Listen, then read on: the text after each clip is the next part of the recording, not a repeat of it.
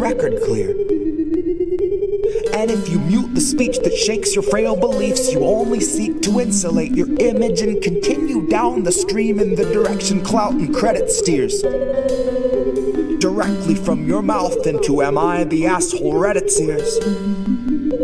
Directly back into the greasy pockets of some Gates Foundation financiers. And then directly back into the frantic final thoughts of early trial Neuralink volunteers, staring at the numb and mumbling vacancies where recently had been their peers. Half of whom are glitching with the memory stuck on pause, and half have zero fucking clue just who they are or why they're here. It's been said that fear is all we have to fear, but that was back before the Basosphere condenser came along, distilling concentrated fear that's diamond pure, crystal clear, oppressor strong, and woven into every single article you read and song they let you hear. And then Elon heard that Jeff enhanced our fears by 86%, and he said, hold my beer. And not a single sheep among the herd would turn their head or say a word, cause they were all too busy begging for the shears, begging for the muzzle, happy just to guzzle, feed, and watch a screen for all their years. Man, to each his own, can't afford a home, but they'll let you have your cozy little ecosphere. Where there among your own devices you can break the seventh seal, overthrow the oracles and slay the seer. All the tomes were burned and all the lips were seared. Shut your eyes and all our lives just disappear. Now blink 'em twice. Welcome to your ecosphere.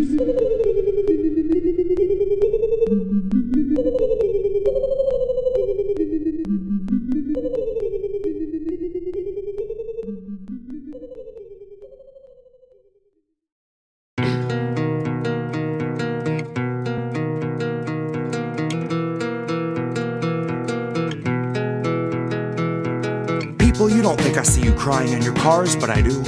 Sometimes I can feel it at a red light, someone at my side trying to muddle through. See them wiping their eyes in their rear view, like black hole sun in the sky, why the fuck won't you come when I need you? Well, this moment in time is as close as we'll be and as far as I'll meet you. Two windows in between us, new moon in the house of Venus. One stranger who sees you and reads your features knows that your alibi might be tight, but it's not quite leak-proof. So if you're sitting at the light and you're crying in your car, just know that I see you. And it's a 50-50 that I'm bloodshot, gun shy, once bitten, twice tried, ribs pried wide to the sky till I'm see-through. That's you, in case you don't recognize yourself.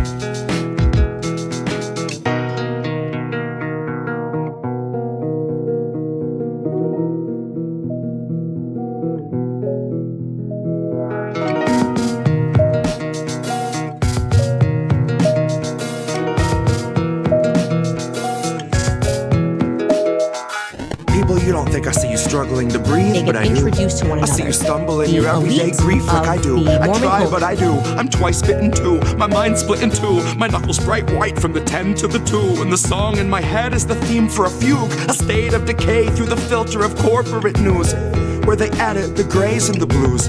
They whitewash the brown till they drown out the natural hues. And then it's just another fact to refuse, that the corporate ladders for hanging the company noose. Consider it one of your perks, after all it's communal in use. So you can come and hang till your legs go limp and they're shaking you loose. Now you watch 5 co-workers opt for the alternate exit, neatly suspended above where you wolf down your food. And your company gets its incentives embellished by harping on wellness, suggesting you'd best take time for your mental health after your 14 hours are through. Like we gave you a bottle to piss in and fixed up a noose on the crossbeam. Christ, what more can we do? So if you struggle to breathe any moment that you aren't asleep, then remember, most of Americans fear for their savings, fear for their shelter, fear for their babies. You aren't the fringe of exception, but rather a perfect example of capital's rule. And you're far less alone than the ruling class tells you is true. You're far less alone than the ruling class tells you is true.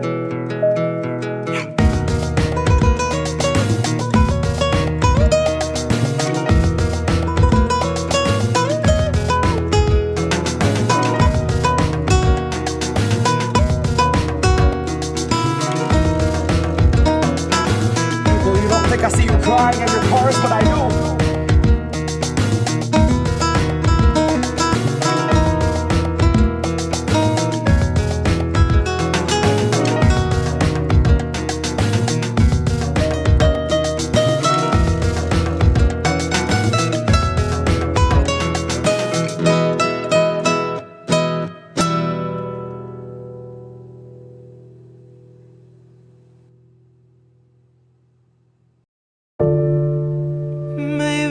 That's how it goes. We won't open our eyes, so we're the last ones to know. We're the last ones alive. Kept our enemies close. Wondered why we don't thrive while we're grasping at ghosts. Counting backwards from 5.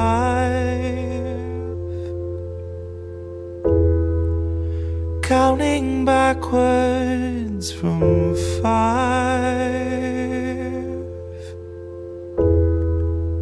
Counting backwards from 5. Count back from 5. The theater on fire, the cast on strike. The studio stock starts taking a dive. The contract's tossed and they're gone with the tide. The heads and execs, their hands are tied. We can't pump this dreck and treat you right. But what do you expect from the industry type who survive by the leeching of bodies and minds? From those who original thoughts never seem to find. So they're gonna reboot ALF before your wages rise. And it gives cause to pause and reflect on the times. If they're losing control of their fools and their mimes, when all those obedient actors who grew their careers by averting their eyes are now holding the line, along with the authors of countless scripts that strengthen the hand of that corporate grip, squeezing our throats till we take the pen and we accept and consent to the corporate drip. Till you're all up to date on your pharma du jour, till you got a healthy support for the war on your lips. And now you know that the advertisers need more than a rerun summer full of flashback clips. Enter the scans from the year before, all the days of de-aging and mapping the face, and the hours of actors recording their voices are links in the chains that will bind them in place. Now all of those shows are so easy to make. When they got a drone they control that needs no break, it can bend, it can break, and it's cheaply replaced enough up-to-date films all in one take. And those studios bank on us doing our duty, unhinging our jaws and digesting the fakes. Cause they know that we'll love how synthetic it tastes. Watch as they edit your features without any trace. Not that there's anything you could do anyway. Now watch as they show you a movie you use saying shit you would never say. Dystopia boldly accelerates. Maybe you're only a mold, something to fill with a clone, something that Elon would celebrate. Something they own, something they program and code, something that's woefully able to know it's exanimate. Cause it doesn't feel touch over top of the laminate. You will not feel an emotion, but they will not scan and examine it. You and the other consumer contaminants fed on the federal diet of Kiev, Havana, and Tiananmen. I can't be the only one weighing the pros of abandonment. I can't be the only one weighing the pros of abandonment. Where did you think we'd go? Love, there's nowhere to lie. Guess it's not who you know, more it's what you can hide. Like we're chained to the floor, they're streaming us live while we're watching the war, counting backwards from 5, counting backwards from 5,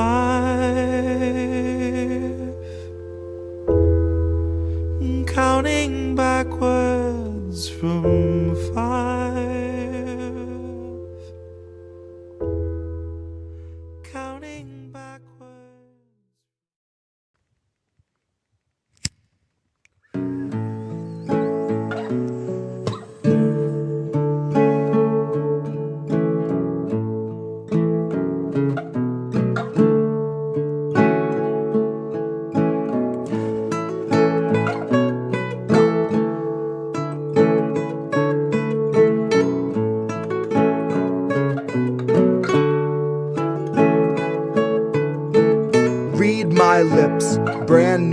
taxes, starving all the billionaires and neutering their Visa Maxes. Topple Congress off their axis, mobilize the homeless, give them axes, call it praxis. Chop a couple limbs off the legislative branches. We'll show you the difference between air as a human right and guaranteed oxygen access. Octogenarians who barely know what day it is are culling countless citizens while sitting on a dais made of ignorance that was built on the graves of the slaves made to labor for its self-declared significance. And all to build a Congress full of millionaires who make their fortunes insider trading while they shit on all the indigent. So I got a bone to pick with our leaders, and I'll start with the ligaments. Pick right through the muscle, dig the marrow out, and serve it to the unhoused millions living in their minivans or watching their belongings get evicted from their tenement. I have a dream where we breach the walls of Congress and just let them in. And what happens next will survive in only text, cause there won't be any evidence.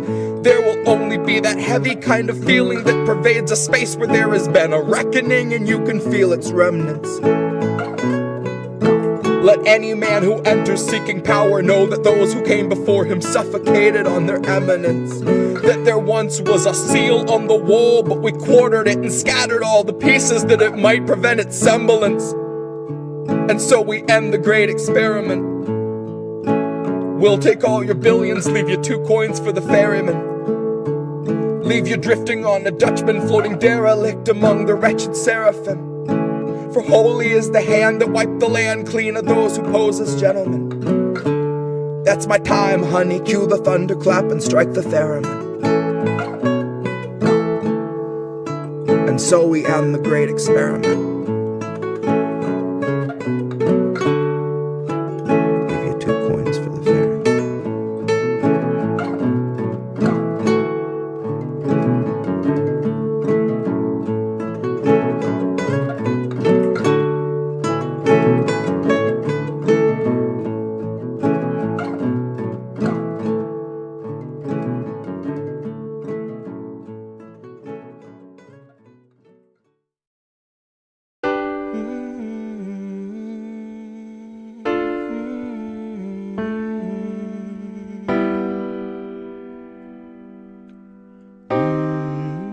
I think I liked it better being blind, when I couldn't read between the lines, and when I couldn't see the cracks in the structure that lay bare before me the whole time. I think I liked it better back when I suspended disbelief and swallowed pride. I thought I knew the difference in the red from the blue, but they both bleed us so dry. They both bleed us so dry. My favorite songs don't hit the same way. I get to the end of a 4-minute track and I'm only looking back thinking, what did they actually say? So I try to sit down with my wife and watch TV, but I just see propaganda elevating the police in the simplest of sitcom banter, and tiny little altars full of offerings to corporate masters in every well-planned wide pan shot of the name brand stocking up the pantry. Pull back one long tracking shot out to the garage to the logo on the Camry. Nice tight shot of the Camry, close-up view of the Camry, slow pan up on the Camry, long slow zoom to the unmoving human who's up in the front with the tube pumping fumes to him straight from the back of the Camry. Ashamed he just could not provide for himself, let alone for his family. It's a blue pill mindset that spent 2020 making dance beats.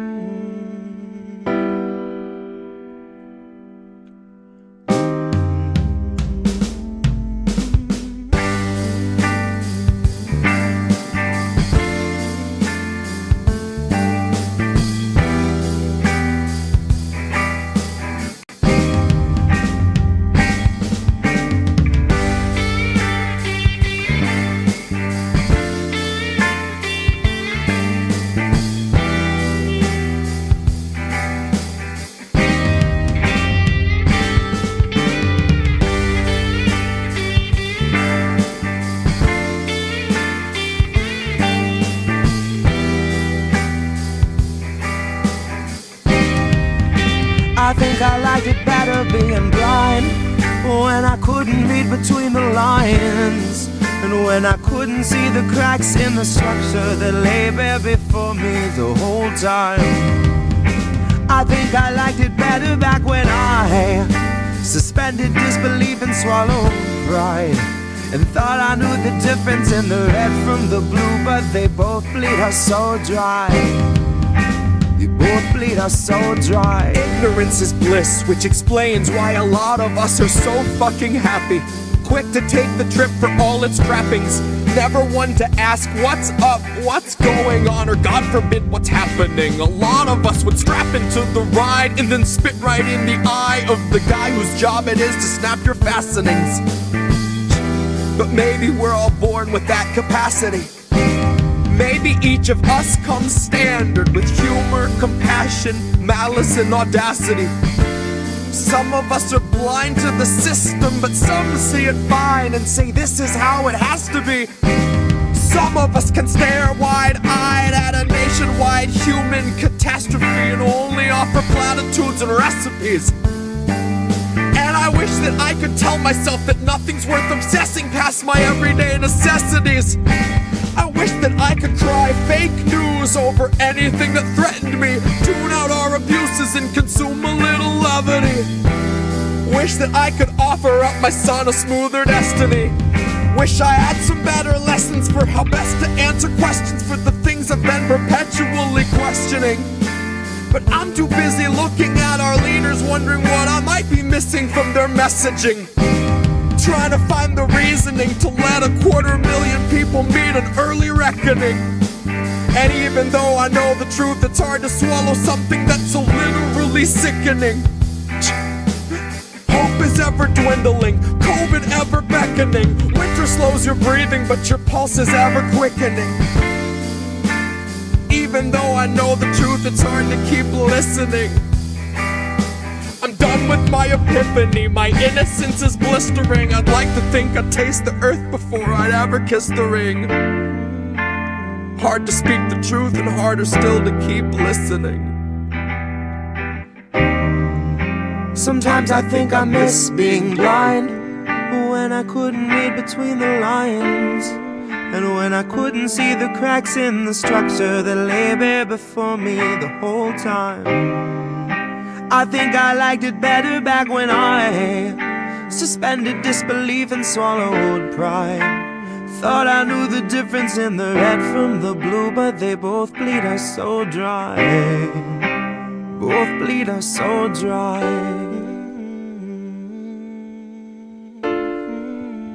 Both bleed us so dry. They both bleed us so dry.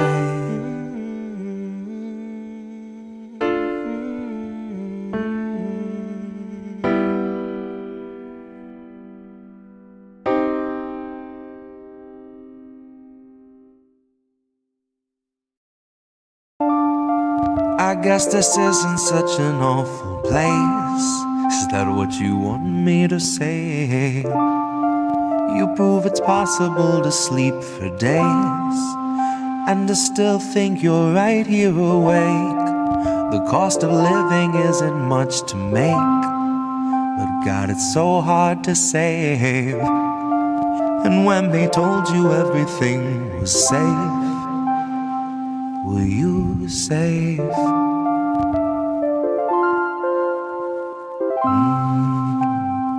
Were you safe?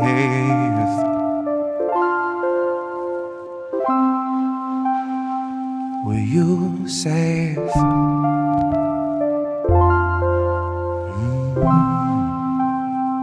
Were you safe?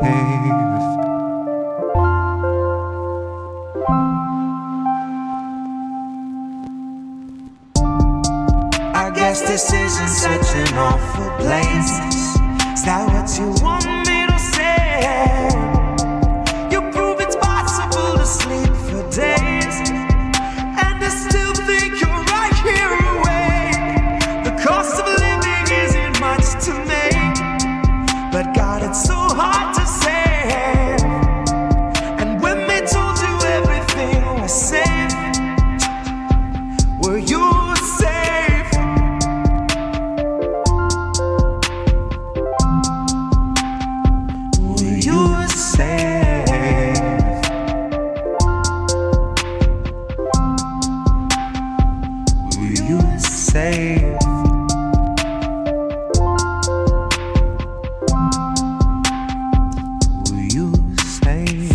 the masses, the brand new cancerous growth, who has come here to vie for your vote.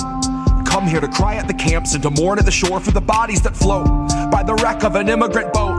Then it's back to their luxury home, couple security booths and a moat. Couple cigars, little escargot, little booze and a soak. Just breathe in the steam and the smoke. Pink salt, lavender, candles are low. Shit, when you do what you do, gotta lighten the load. And he got a life of his own that's a sight to behold. And it's a lot to control, to decipher the code or to siphon the soul. The cost of a good night's sleep for the working elite is a bargain, no matter the toll. Worth any wager, and that comes straight from the mouth of the means to the goal that will swallow us whole. Ripe for the picking if you don't mind mold, and you know I don't. Maybe we're pleasantly prone, maybe we're taking a licking, compliantly ticking and ticking and ticking, but never explode. No, I don't deliver the prettiest image, but damn if it isn't an accurate vision of natural fission, of rage at the system and abject heartbreak, patiently waiting for any who will listen. That little blue bird who was watching your words is a federal carrier pigeon, a Langley first. It's a patient observer who hears what it wants and is trained for the worst. Oh, you got nothing to hide. They'll be the ones to decide that after they root through your purse, after they read all your text, after they raid your apartment, confiscate all of its contents, then conjure up evidence out of the air on a wing and a prayer and malicious intelligence nonsense. Any presumption of innocence long since gone, right along with your comforts and constants. Historically first they will come for the communists. So why in the fuck would I say I'm a communist? Well, it might be I love my community more than the monsters of opulence who are holding us hostage, who are vomiting promises. Might be I'm all done seeing our pensions and benefits harvested. Might be I'm all done watching the populace being disarmed in the guise of an armistice. Watching a woman collapse on the floor who will rise no more. She is wheeled out the door and you're next in line for the pharmacist. If you can get me to vote, it's a hard no confidence. But part of the charm of deception is politics wearing the mask of incompetence. It's all in the art of austerity, darling. It's all in the slide of the providence. Until home is as wide as your cubicle height and is only as deep as your coffin is. Maybe I'm miles away from impatience, aching to break off the...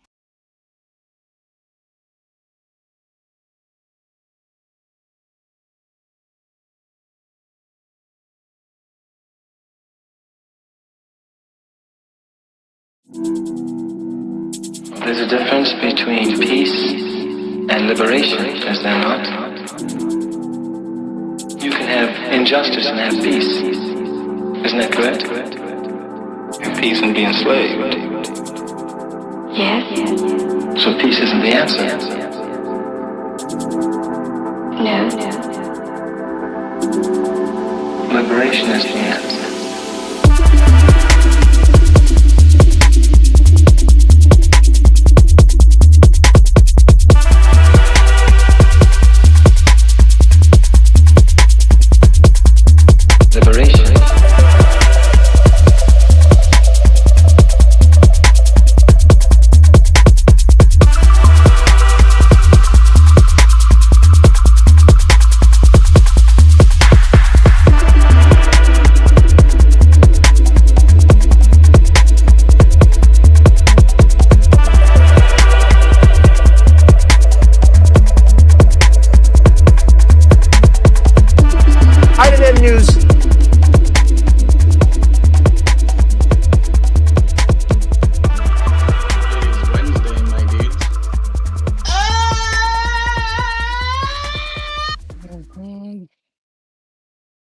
I joined the Black Panther Party.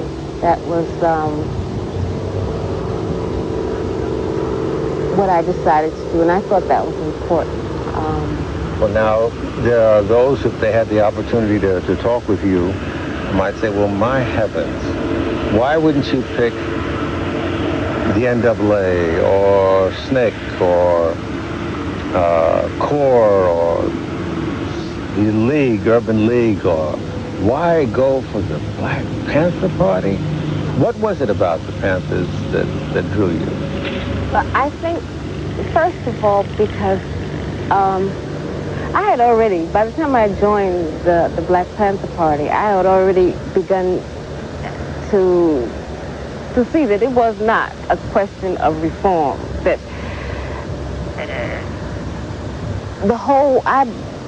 basically had come to the conclusion that on every level, the U.S. government was an oppressive system run by and for rich people, and that there was no way that that was going to change because the whole system was based on oppression. That was how I felt, so that I was not interested in joining an organization that was interested in reforms, that was struggling for reforms. I wanted to join an organization, number one, that believed that the whole thing had to be changed, because that was what I believed. Number two, the Black Panther Party... Not reformed, but replaced. Yeah, that a complete change, which is a revolution, had to occur, that you could not be free under a system based on racism, based on oppression, based on capitalism, based on imperialism, that nobody in the world can reform a system like that. It's never been done in history, and I don't think it will ever be done in history. So that, to me, that was the most important reason why I joined the Black Panther Party. Maybe I should join the Panther Party? It's not what it used to be, is it? Not what it used to be. No. No. Yeah. First of all, welcome back, y'all. We're back. Welcome back. Ina News, me Reef, Here. Collin, you'll know already. Yeah, I haven't talked to you either. 2 weeks. Like the last 2 dude. weeks either. Collin went dark. He was like, all right, vacation time, baby. He was in his Turks and Caicos, little umbrella in his drink, you know? No. I was going to give you an alibi, Coast. you know? No, I was on the West Coast. So, and I was back since last week, but I came back Wednesday, and the time shift might knock me out for like a day or two. But yeah, but I'm seeing, but just because we've been on a break, short break, and I might not be as active on X, Twitter, doesn't mean I'm not seeing the bullshit arise. I guess, as you say, election season is upon us now. Oh my God. And some, not you guys, because you guys are smart, but some of the rest of y'all. Brace for stupid. Brace for the stupid. Right. Just get ready for the wave of stupid. It's gonna get worse. It's gonna get more stupid. It's gonna get more stupid. Here's the thing, because there's certain commentators who keep saying, I think this is now their MO now, that Democrats, it's bullshit, basically, that people say that Democrats and Republicans are the same. Mm-hmm. Let me clarify something and tell you why they're the same. If both politicians from both parties say to you that at their core, they are capitalist. Capitalism. That's it. Mm-hmm. And I'll speak more on the side of the Democrats. I've heard Biden say he was a capitalist. I've heard Pelosi say she was a capitalist. I've heard El Sayed say recently he's a capitalist.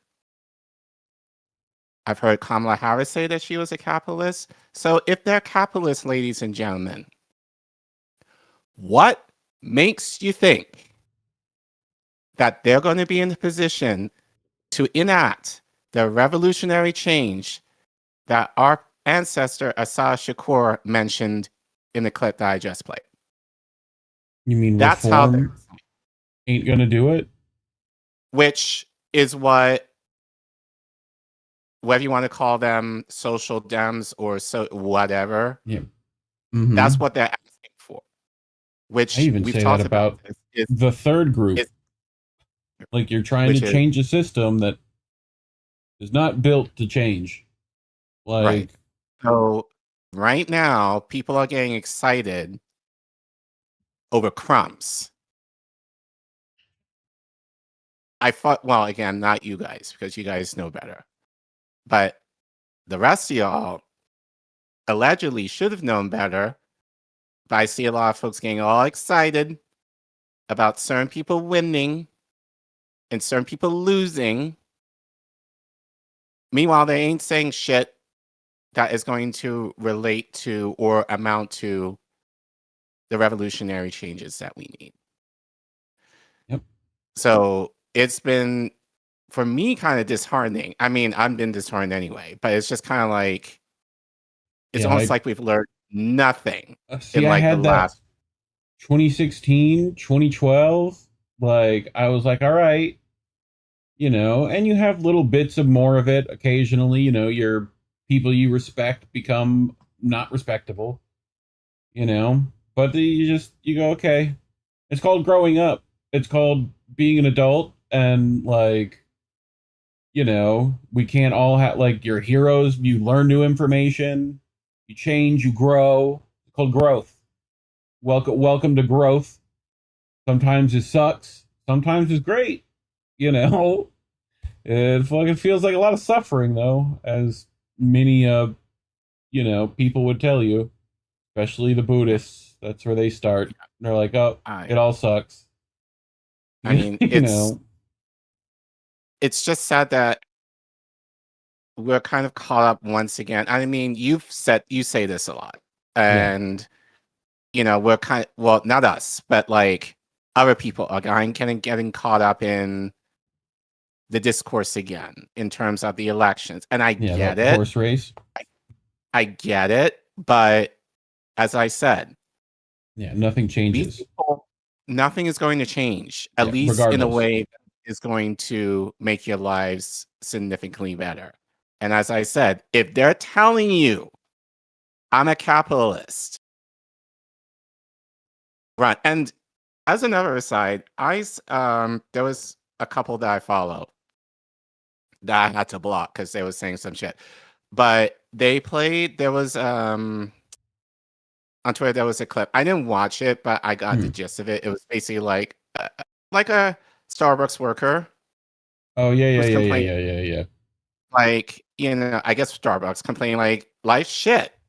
Capitalism sucks.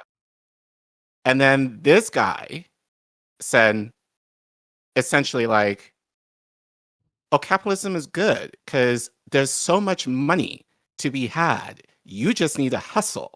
And all that kind of bullshit. There's a famous Steinbeck quote. Steinbeck, the Grapes of Wrath, for people who don't know Grapes of Wrath, and what's the other one he did? Chicanery Row. That's it. Right. Which are both about like worker struggle, by the way. Big worker struggle books. He wrote I'm butchering it, but it's the American public will never accept capitalism because they see themselves as embarrassed billionaires and not the proletariat that they are. Yeah. Very famous quote of his. I mentioned this on Twitter, but like I was on a date recently, and the person said we somehow went into political conversation. As you do. And the person said, essentially, like, oh, I can never be a millionaire, billionaire because I don't work hard enough. Yeah, I was like, what? Like you're telling me that Jeff? You're telling me that Jeff Bezos? Give a better example. You're telling me that someone like Elon Musk, who's like coked up, like the majority of the day, works harder than you, and yet he's a trillionaire. Like, that makes no sense. But I think that's... Go ask the trash, the garbage truck guy, the garbage man, how much he works in a day. You know what, though? But I think we're propagandized into that thinking. That if we're not making enough money, that somehow it's something wrong with us. It's a that meritocracy. We're not and working it's our hard fault. enough. That it's our fault. And it's like, and no, it's not our fault. Like, here's the thing. If you want to hustle and make that money, you have the means to. But in allegedly the richest country in the world, especially when you're propagandized into thinking like, oh, once you go to college and get your degree, you should be able to have one job that should be able to pay well and you should be just fine. That's what they tell you. Or at least that's what they told me. You know? Like, and the fact that that doesn't, it's not happening for many people, that you will have to find 2 or 3 jobs as a college graduate in order to make ends meet on a minimal level. Something is wrong with that picture. So no, it's not your fault. It's just that the system is built to exploit you to a degree where you feel like it is your fault. Meanwhile, these motherfuckers are rolling in the millions, billions, trillions of dollars at your expense. But you're made to feel like it's your fault. That's your fault that you're suffering, that you did something wrong in order for you to be in the situation that you are now. So I just want to assure people it is not your fault. But like I said, if under a typical norm, whatever that is, you want to be able to have multiple jobs, yeah, that's on you. Go for it. Like, you have the right to do that. But you shouldn't have to feel that you have to do it because something is broken in you or something is wrong with you. Like, that's not the whole like, should everyone be required to work to survive? There's plenty of people who don't have the ability, capability, or like to make profit, you know, in some way or form. Like, there's plenty of people who can't labor, you know? What do you do with those people? You can't just throw those people out.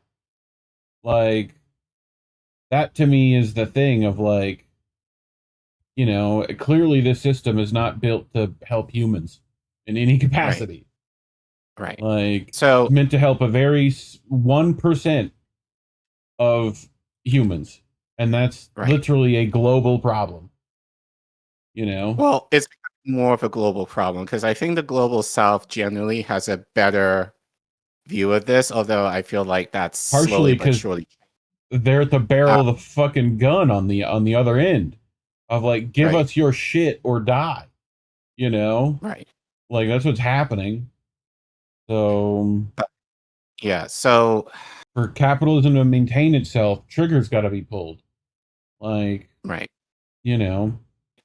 So what do they call it? We're not even a you know, our biggest gross domestic product is death, right? We're a economy based on blood, like quite literally, you know. Right. So, but anyway, we brought some stories. Yeah. So too sidetracked as we tend to. You know? Well, we pay for a bit, so we can afford to. But hey, everyone. Glad you're hanging out with us tonight. Yeah. But for all of that to say, it makes me appreciate that I'm able to do this. So actually, I was kind of inspired by this. Okay. Because I didn't know about this. So just to give a little preview. So those of you who are familiar with the DC metro area, we are connected by free airports. I'm pulling up Fallout Game 3.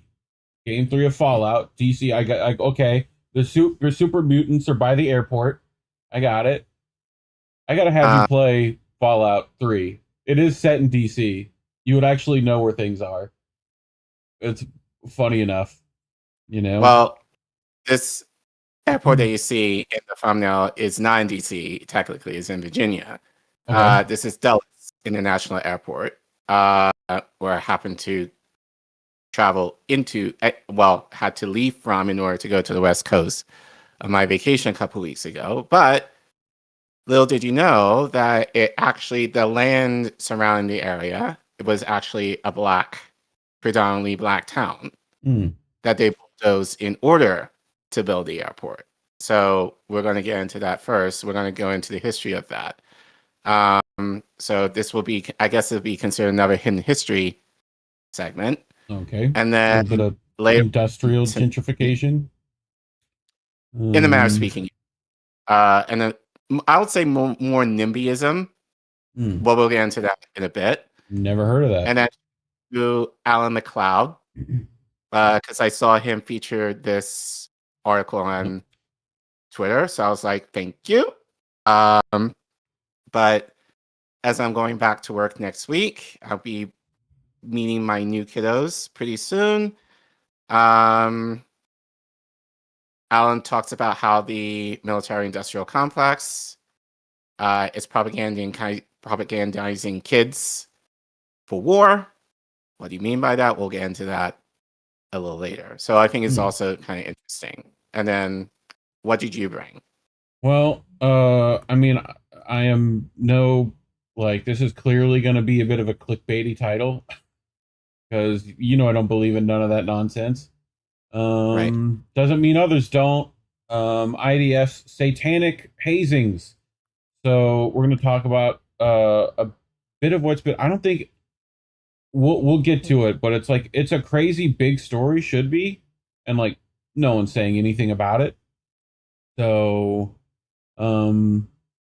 essentially, Israel's been doing satanic hazings, and we've talked a bit about Sid Taimon, right? Where they have we said they were putting pictures up, psychological warfare in the prisons that they're using. They're also doing that to their own juniors, right? So the IDF is essentially complaining about their torturers that they've taught to torture are now torturing their younger cadets, in pretty bad ways. So we'll get into it. It's more than just that because I could care less generally, but I think it's more indicative of their entire ethos, Yeah. But and then as we were talking about earlier, US meddling in Latin American stuff. This is all Abraham Accord stuff, just continuing. But last on the list is Brazil, and with an election coming up, I figured it was important to talk about. One of our first stories, Collin, was literally Lula winning. I don't know if I think it was literally our first episode. So interesting to see how that's came back full circle again. What's our motto here? Next year's news now. Earthquake that happened in Colombia. Yes. A few days ago. I'm sure that connects. Correct. As well. So and my tinfoil hat buzzes a little bit on all the earthquakes, but then my physics teacher brain inside my head go, how much power would be required to make earthquakes happen?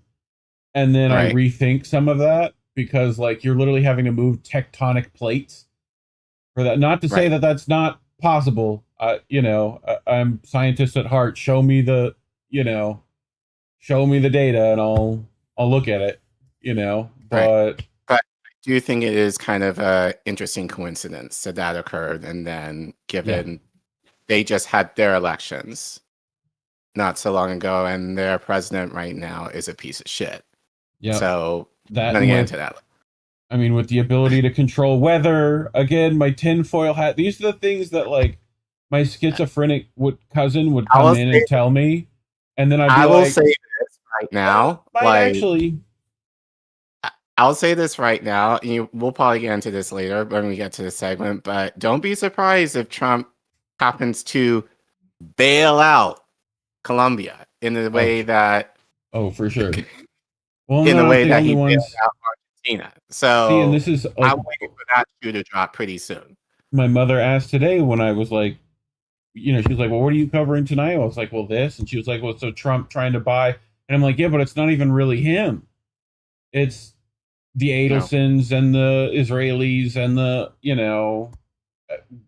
capitalists at large, which would be a great, album name, but Like, I could see the cover of it now. It involves Adidas pinstripe for some reason, but I don't know why. Maybe that's just me. Velvet Adidas pinstripe is required on that one, I think. But yeah, that's what I brought. I did like my thumbnail. I liked just Trump awkwardly like standing over like, yes, vote for who we want, Brazil, yes. But that's what I got. So All right. You ready to get started? We're ready to get started, but before we do, a lot of you are fans, so you know the drill already. But for those of you who might be new, welcome. YouTube suppresses us to hell because we do not cover stories that are popular in the algorithm. So you can give via YouTube. We don't want you to do that because they'll take 30% of your money. You worked hard for your money.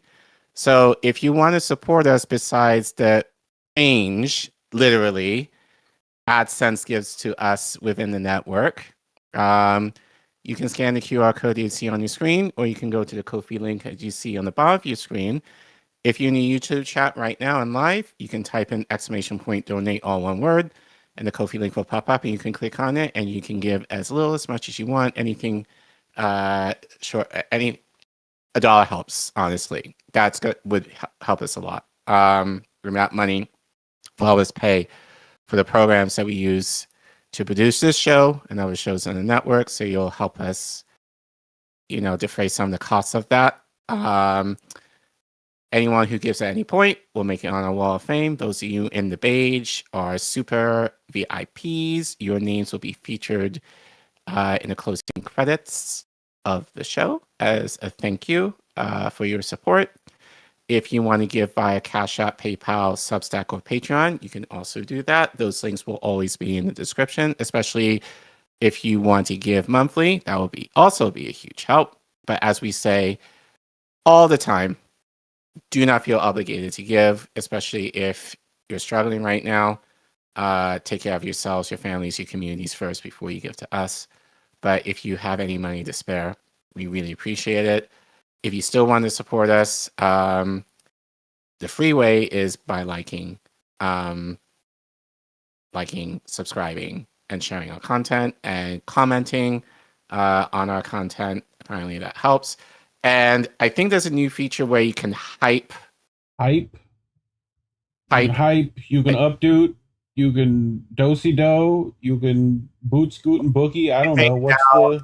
I'm not sure. I think you can do this if you're watching this on on YouTube's mobile app. Like, you can hype segments or segments or a show.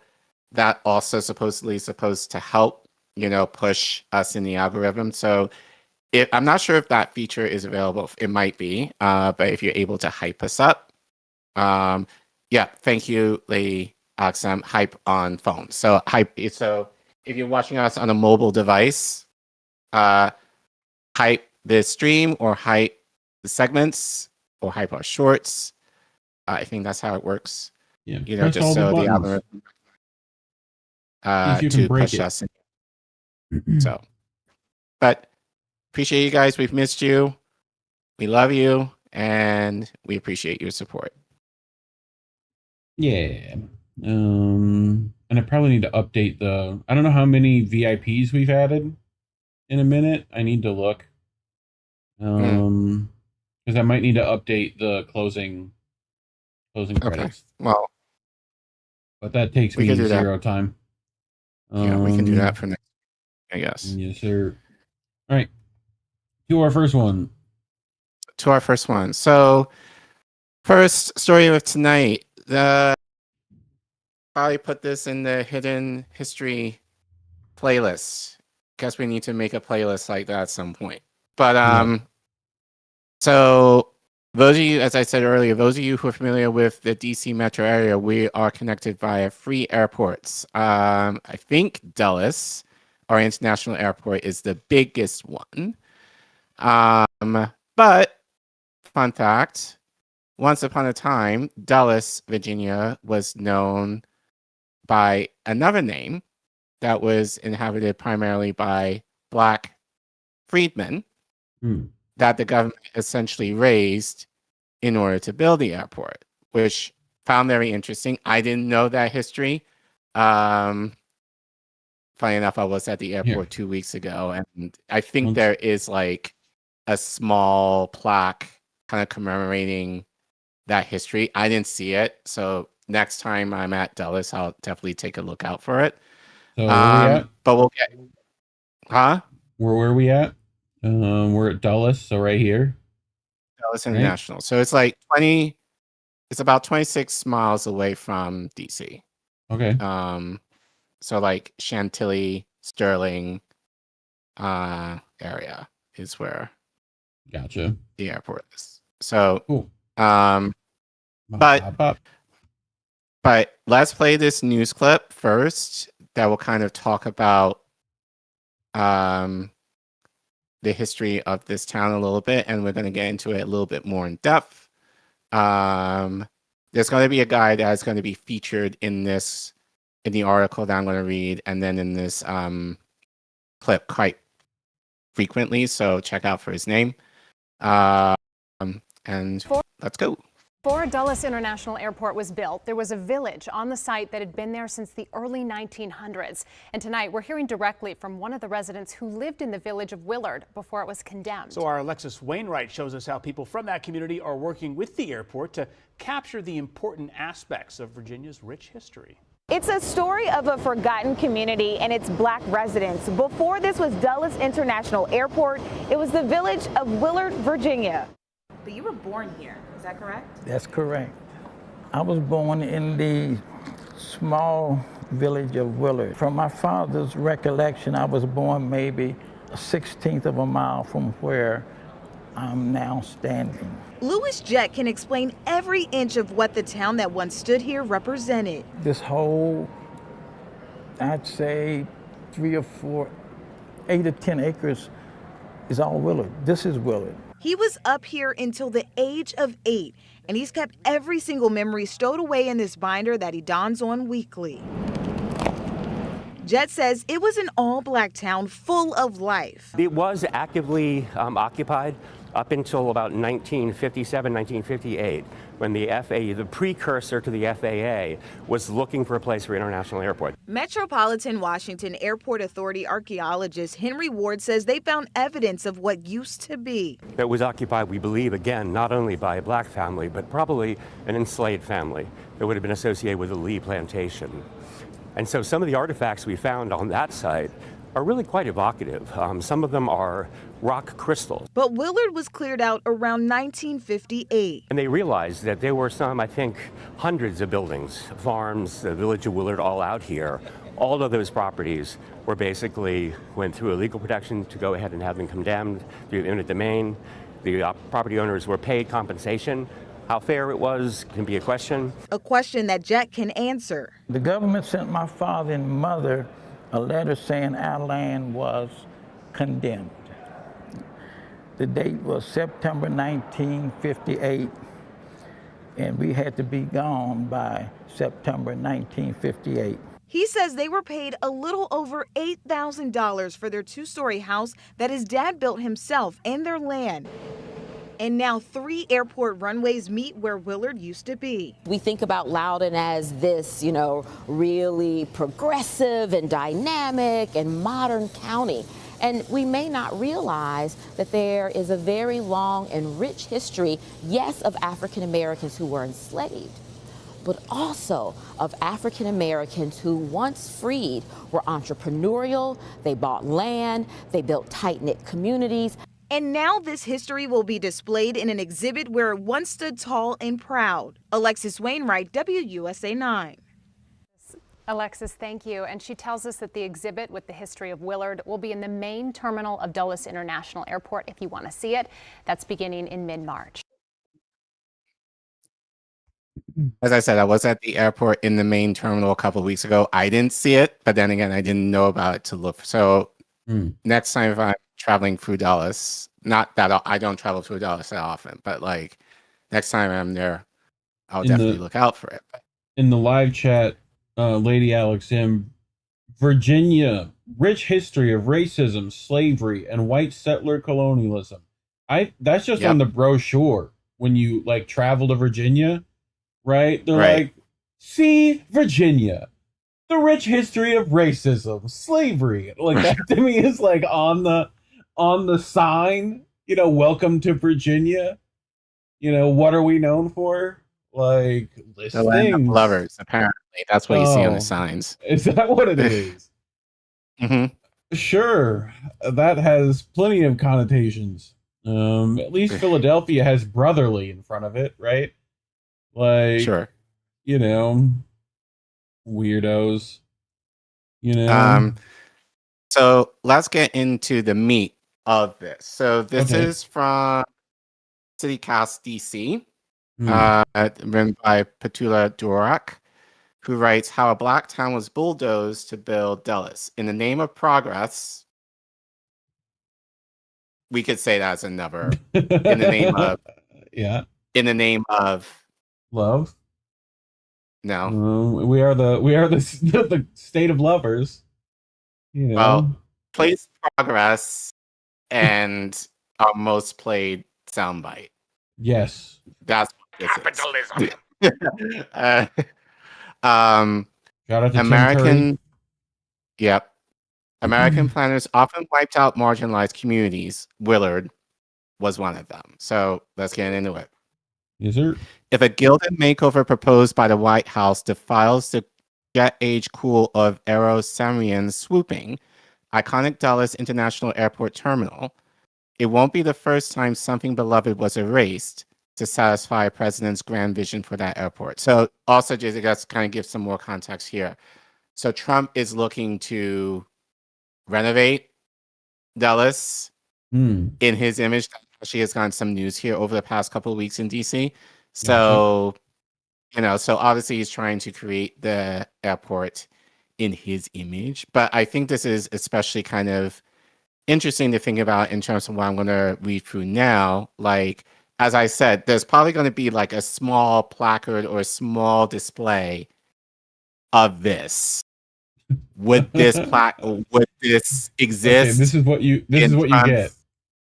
Right. Is this what it will this, exhibit at the airport exist in Trump's airport? Probably not. So, so I think it's especially important to talk about this in light of the potential renovations that are going to be made to the airport. But I digress.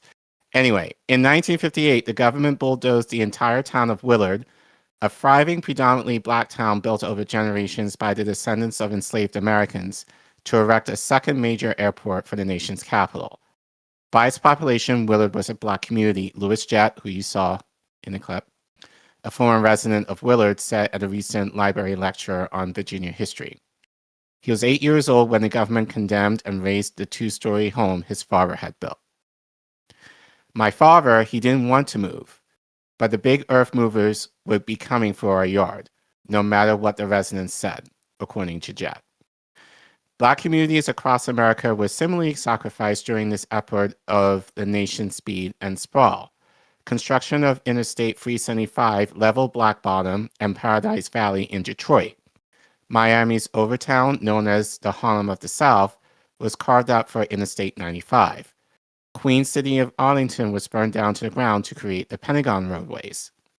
San Juan Hill was demolished by one of New York's most precarious urban planners, Robert Moses, to build Lincoln Center. I often wonder how different my life would have been, Jett said in 2018, if the village of Willard had not been taken by the United States government to build an airport. The end of Willard, named for its proximity to the wealthy hotel family's Virginia estate, was set into motion after World War II. Growing air traffic in D.C. was overwhelming the small national airport along the Potomac, and the Civil Aeronautics Administration, CAA, the precursor for the FAA, launched a search for a second airport in 1948. At first, the group chose Burke, Virginia. When notices for property acquisitions were quietly sent out, Burke landowners howled. One of them was a local judge, another was an editor at the Washington Post. They formed a citizens group and filed injunctions. They protested at a congressional hearing and even got Senator Joseph McCarthy involved. The pressure worked, and the plan was scrapped. Meanwhile, Baltimore was trying to convince Congress that the city's Friendship Airport, what would eventually become BWI, was a logical choice for expansion. So I didn't check, but we can guess why Burke didn't end up becoming the site of where the airport is now. Right.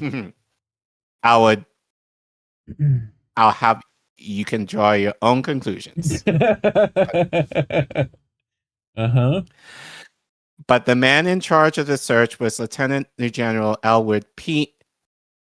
Quesada, a pilot and wartime buddy of President Dwight D. Eisenhower, who liked wide open spaces for airports. Virginia had that, enough for the 40-mile by 16-mile air corridor needed for turbojet instrument landings, according to the Northern Virginia Sun. County commissioners, fresh off the fight sparring Burke from the airport, swiftly offered up the part of Chantilly where the village of Willard stood. They described it as a chiefly zoned agricultural with not more than 7,000 people.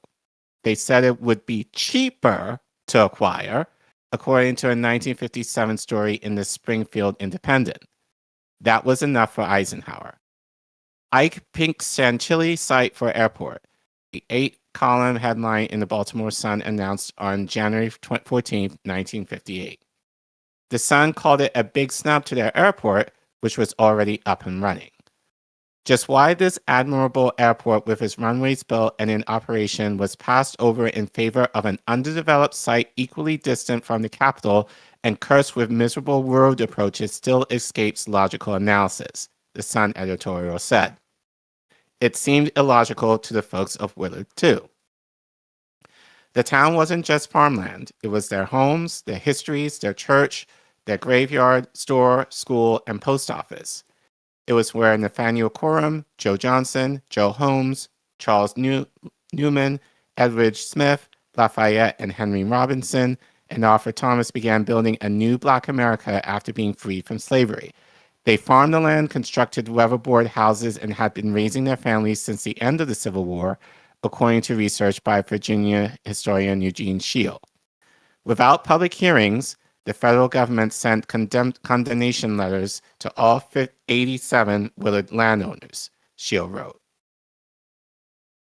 Some of the Willard landowners tried to form citizens associations or hired lawyers who did little to stop the land grabs and then took a third of the paltry condemnation payouts, about $500 an acre, as their fees. The appraisers hired by the government were coached on lowballing the properties, according to research done by Shamika Carvey and Annabelle Spencer in their report, Spatializing Black Stories, Geographies of Community in Willard.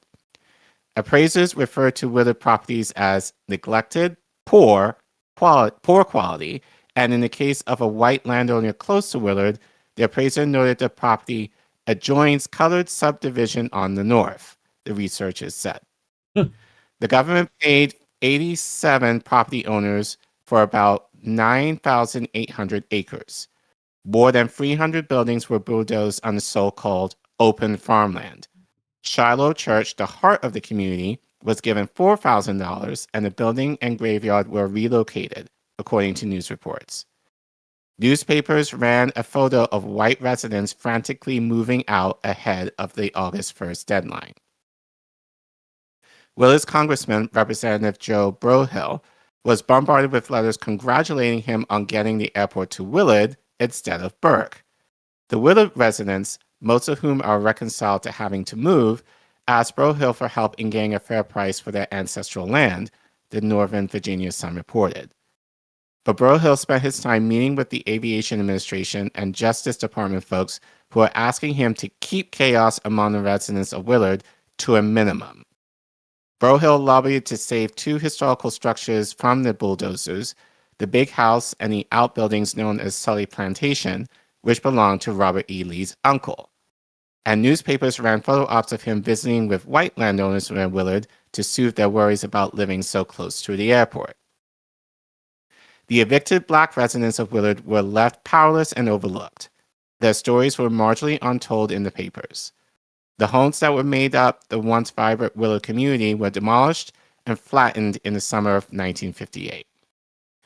Louis Jett remembered the grief of his Barat father, who had spent years gathering materials and built the two-story home that was vaporized in a matter of days.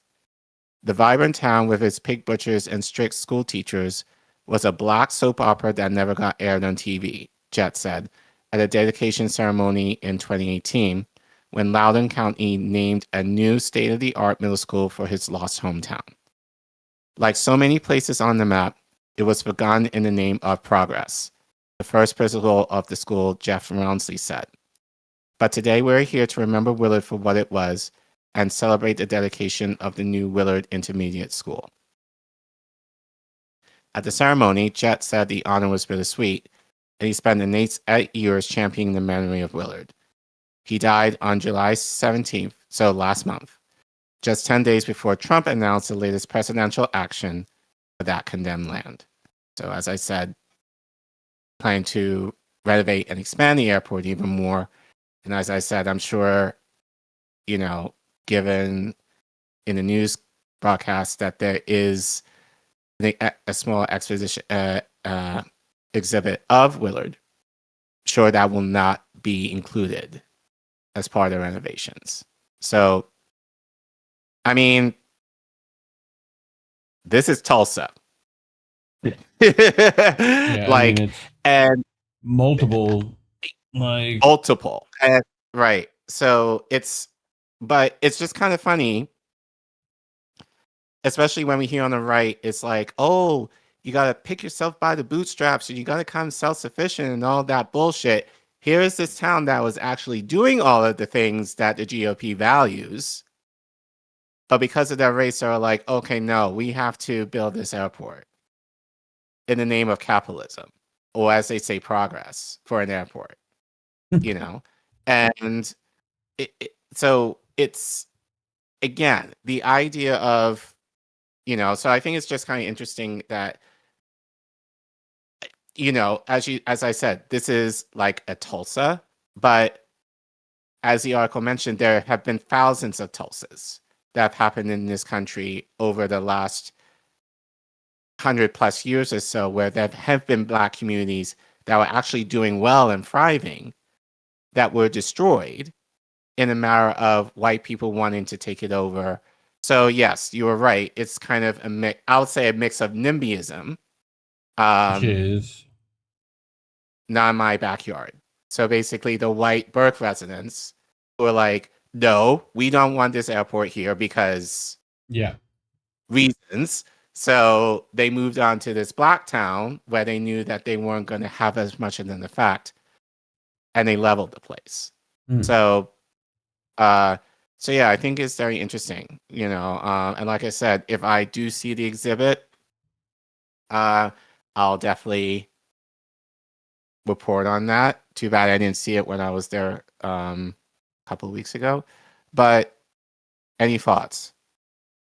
Well, it just sounds like, I feel like more research needs to be done in like other places, because you know this has happened like 90,000 places. But if you could get some concession, you know, right? Well, I told you. Well, I knew of this, but like where the Pentagon is, that was another Black town there that was leveled to build a Pentagon, which is a lot closer to me, by the way. That could be something I could let us know in the chat if you want me to kind of report on that too. But no, but like, you know, but I think that's the thing. It's like, if people know of stuff like this at all, they might know Tulsa for sure, if that. But I think people kind of associate that, oh, that's really the only town that something like that happened. Like, no, there's been hundreds of towns like this, and not just among the Black community. Like, especially given like, in the 50s and 60s, where there's been this push of highways being built in different cities and all that, you know, like, a lot of, especially if you're a low income / a person of color, like a lot of those neighborhoods were leveled, in order to build these highways. So, so just the effect of all of that, has kind of shaped, I would say, our cityscapes in terms of, neighborhoods being redeveloped, like where there were homes, there's now an 8-lane highway. And now, unfortunately, we're suffering with that pollution now, with all that congestion and all that kind of Pipelines, bullshit. Right. all And that now, shit. and ultimately, a lot of that pollution, more often than not, affects low income communities. So, but I think it's important to, again, share stories like these because, kind of these subtle hints of the racism that still exists in this country. And this actually wasn't that long ago. This was within the last 80, 70, 80 years or so. Yeah. So, so the idea that that's been perpetuated in some recent history, as they were saying, in the name of progress, has its effect today still. But yeah, like I said, I was inspired by this because I didn't know of this until like a week ago, and I happened to be at the airport. I was just like, damn, I wish I had known more about it. But yeah, I still think it's important for us to know, and it kind of gives more of a reason. For me, it's like when politicians say bullshit or kind of downplay the needs of the Black community, and Black community gets mad, this is why. And so the idea of reform, as Shakur was saying earlier, makes no damn sense because of all this stuff that I'm sure a lot of people don't even know. Like, there needs to be atonement for a lot of this stuff. Like, yeah, they paid out, depending on the family, I guess they said $8,000, which at that time was a lot of money, but still, it's like generations of homes and culture and like, families were destroyed. You can't buy people out. I mean, you can't try, but like, you can't buy out that, like, memories of you growing up in a certain town. And especially given where Black people were doing well. Yeah. Like, that's the gag. It's like Black people were doing well, and it's like, damned if you do, damned if you don't. You're poor, we're going to raise it. You're doing well and you're thriving, we're going to raise it anyway. So it's like, but we talk about how Black people need to pull yourself up by the bootstraps and do well for yourself and all that kind of stuff. And then when we do that, it's still kind of like, no, you're still a Negro, so fuck you. Yay, So, capitalism. Yeah, basically. So it's like, remember those like 80s movies that were like, oh no, they're gonna tear down the rec center to build an airport. Like, we gotta win the ski race so that we can do something to save the rec center. It's like that, but then they do all that, they win the race, and then it's still like, well, fuck you.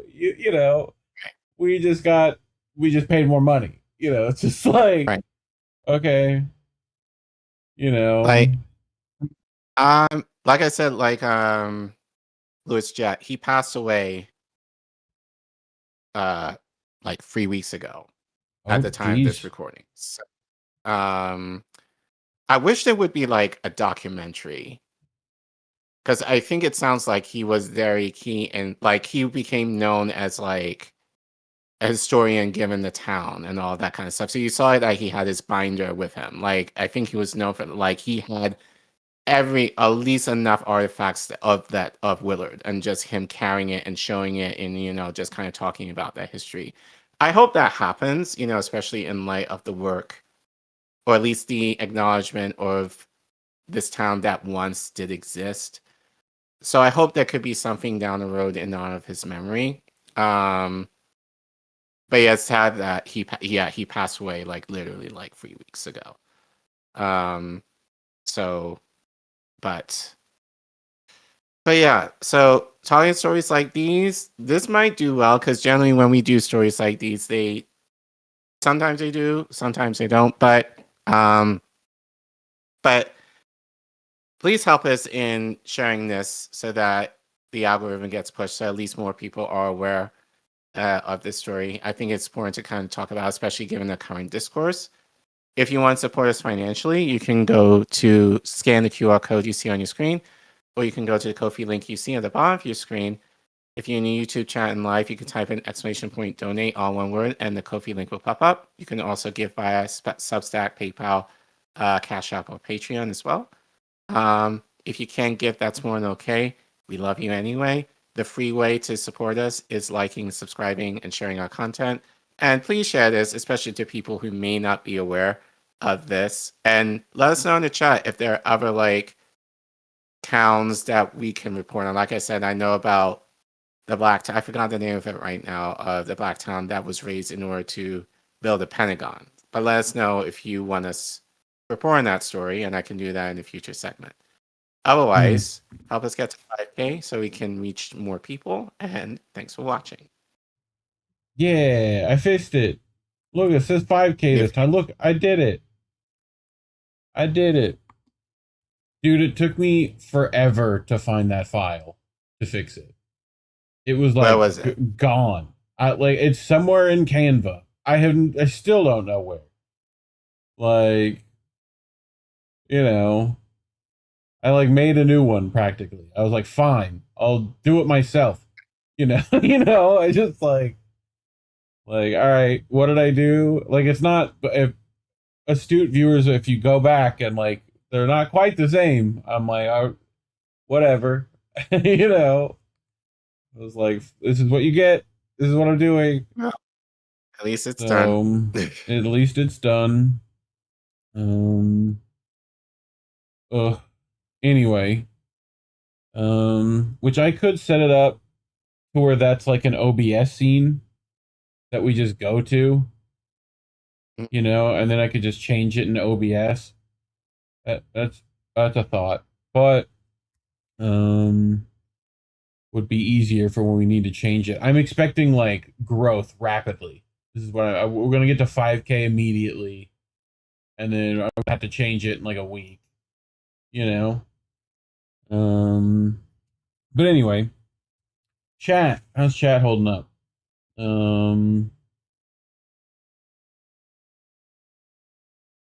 Where was it? Song of Solomon, Tony. What was the Oh, This Land, sure. What was it? Lady Alex M. Portland, Oregon's historic black community, primarily centered in the lower and central Albina district, was systemically dismantled through decades of municipal urban renewal projects, discriminatory highway construction, and biased zoning laws from the 1950s to the 1970s. Yep. Pretty standard stuff, it feels like. You know, and the native population would also like to, you know, it's all the land stolen. It's like, well, yep, kind of, you know, in multiple ways, but yes. Like, anyway, let me check Rumble. Let's see if there's any lizard people over on Rumble. Where is the chat on Rumble? Why do I not see it? I go here, and then I hit chat. Tara Preta Wild gave us a thumbs up on Rumble, showing us those opposable thumbs. Not a lizard person. So there's 0 lizard people on Rumble. At least today.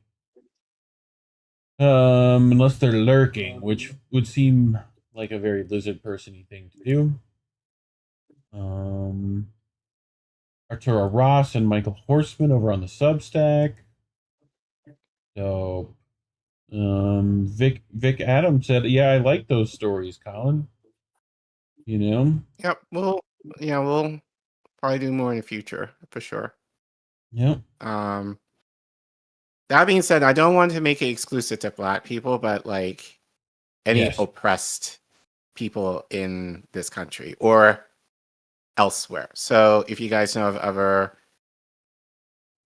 like towns or any stories similar in this vein, let Yeah, me you know. gotta like, and you gotta like document all the stories for the, you know, universal reparations bill. You know, right. like everyone gets their shit, dog. Just, you know, Right. So, let's yeah, figure but I this shit definitely out. think we should. Yeah, I definitely think I should make a hidden history playlist.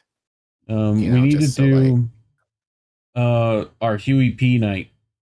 You need to do Huey P Newton. I need to do Huey P Long. You know, both of those would be We good. can do that in the. We can do that. Dude, Work on that in the fall for the fall. FDR hated that guy. Fucking hated him. Like all that New Deal shit was like his shit. You know? You know what? We need to probably have that discussion because as I mean, we've talked about this before. Like, because people like, and like I was sharing with Angel earlier, you know, shout out to Angel in the chat. Like, it's mostly the white commentators, but I think that's just I wouldn't say it's propaganda, but I think it's how and granted, I haven't been in high school in forever, and I don't teach high school history. So I'm not entirely sure what is being taught about FDR now. But the immediate thing that people say regarding FDR is like, oh, the New Deal, and he helped uplift the working class, that kind of shit. And it's like no. Huey P. Long was doing share your wealth clubs, dog. Like, right. The second New Deal was all his shit. It was like, no, none of this goes anywhere near far enough to fix the problem. And, you know, he took on the fucking oil lobby in New Orleans, and there's a bullet hole in the courthouse because of it. So, bridge is named after him. Maybe you know him. You know? Like, but, yeah, I gotta look into it because that requires actual research. Because I'm sure he's not the best of guys either, because, like, politicians, you know what I mean? Like, But it's like the savior complex for FDR. It's just like, as the political Jesus. And it's like, no, like, yeah, he did some, but he only did that to save capitalism. You know, like, he just wanted the poor to have a little bit more so they wouldn't riot, essentially, or kind of topple the U.S. empire. He didn't do it out of, you know, goodness of his heart. And then a lot of that was the kind of, he's the Southern racists that didn't want to, he didn't do anything for black people really. And he appealed, and basically like the Dixiecrats made that way. So he wasn't exactly like good in that regard. But again, a lot of these commentators will say otherwise. And that's the thing that pisses me off all the time. It's like you give a very simplistic view of FDR without giving the nuance or the details of who they're, and that's all human beings. But like, we can't just surmise FDR to just being he helped the working class with the New Deal. Like, there's a lot more nuance to that needs to be addressed too. But I also would like to, I'm sure there's something somewhere on why Huey P is called Huey P. You know? It's like, you know, that's gonna be the transition between the two. But you know. Anyway, you ready to get to our next one? I ready. Yes.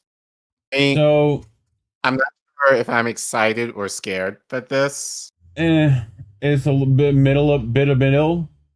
Like, okay. So the IDF'S Satanic Hazings. Just make sure I get that for the YouTube algorithm to pick up. You know, the Satanic Scare is back, and I hate it because everyone thinks everything is a Mesopotamian demon. Like, we didn't know Pazuzu in the fucking 80s. Like, right? Tired of it. Who cares if they worship Sumerian? Who cares? It does nothing. Who cares? You know? Like, anyway.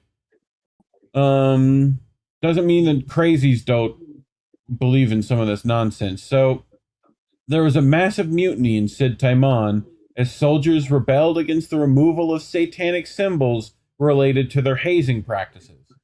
That's the story, Collin. Okay? Like, it's literally one of the biggest, like, insubordinations in the IDF's history. Is this. Right.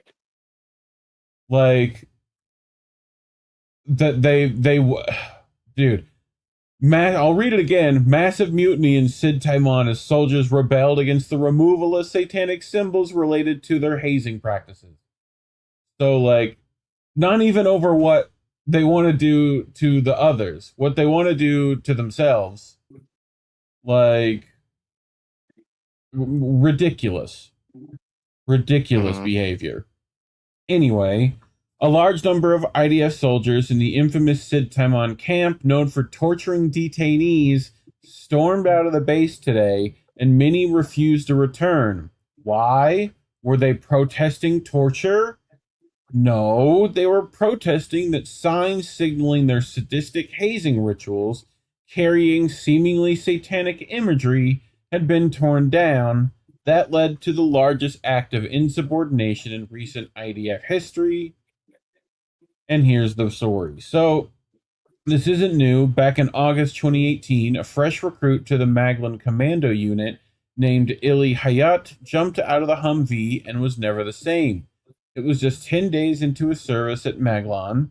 At the end of the camouflage training, the commanders announced the traditional ritual.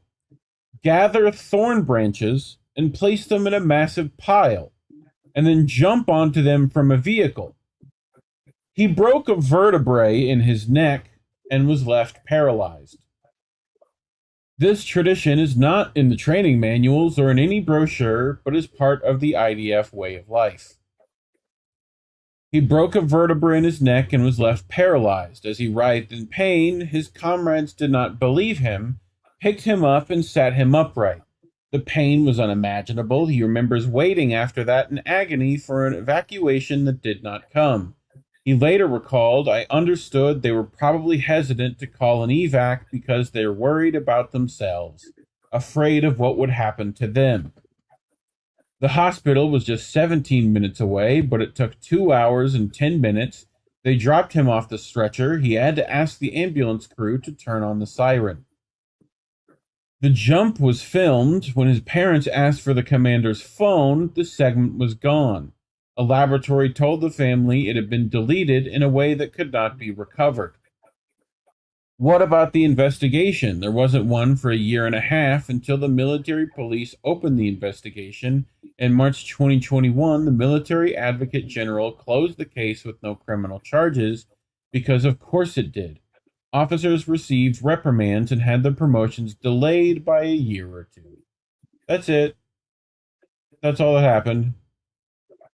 So, okay.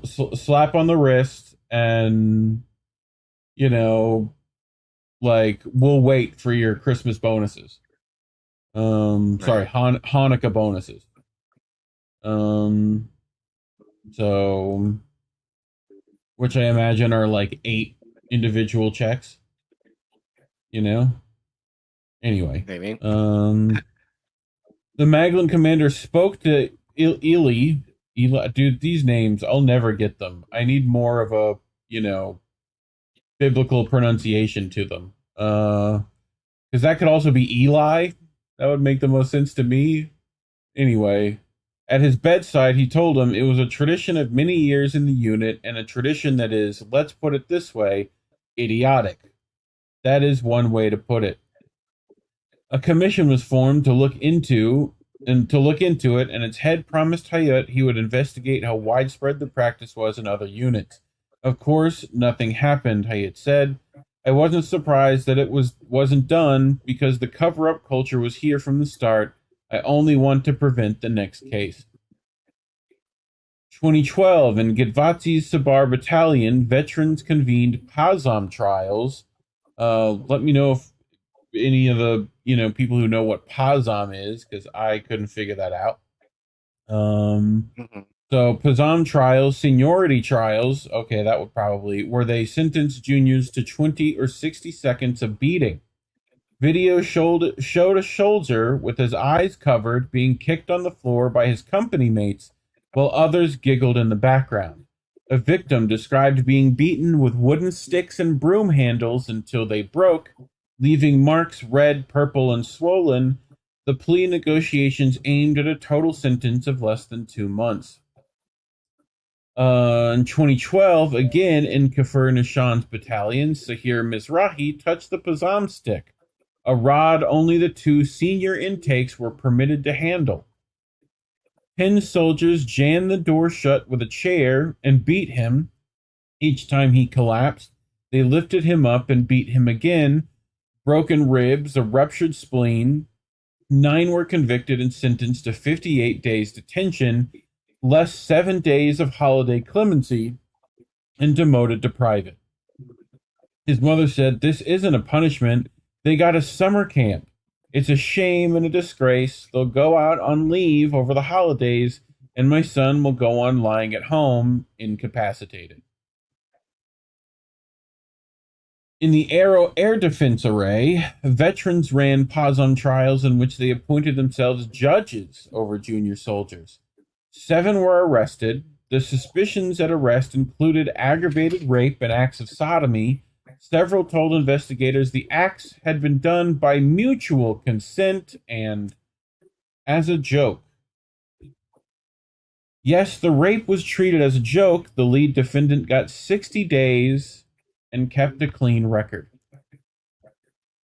May 2026 in the Times of Israel, which is the only outlet anywhere to report this case, described 4 veterans of the Panther Battalion beating a younger soldier at an informal ritual in which other troops present juniors with their personal gear. He was punched in the ribs and struck in the back with a weapon attachment, punctured lung, broken rib, internal bleeding, surgery, days in intensive care, and he is not expected to return to combat duty. 4 were indicted. The problem isn't so much that this happened, it's that the Army is fine with it. The Army prison is notoriously lax and sometimes even enjoyable. Records were often kept untarnished. Life for the perpetrators went on as if nothing happened, while the victims remained traumatized or even paralyzed. The author believes, I've been a vocal critic of the IDF, and they believe with good reason, but armies are generally ugly places where male violence is enshrined, and hazing is part of the normal procedure. True, it is generally less extreme now than it was in the past, but I doubt you will find a military without it. In the Russian army, it's a massive and awful phenomenon. The Russians have a word for it, Dedovshchina, rule of the grandfathers. The Canadian Airborne Regiment was disbanded in 1995 after a videotape of its initiation rites came out showing a black soldier led around on a leash with "I love the KKK" written on its back. But the IDF case matters. This event didn't take place in a vacuum. It took place in a base that has become the most infamous military torture and murder camp of recent history.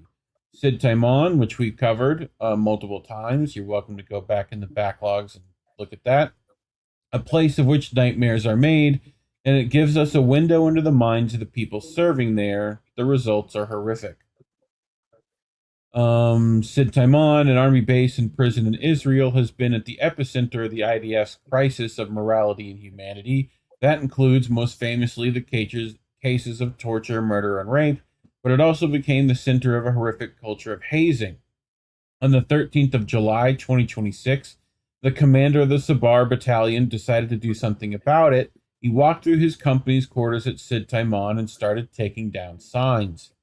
The signs he took down were utterly horrifying. Some were the normal stuff, but among them were wooden signs of Satan, the angel of death, and others. One of the wrecked signs carried a hellish motif in the words, "Kingdom of Devils."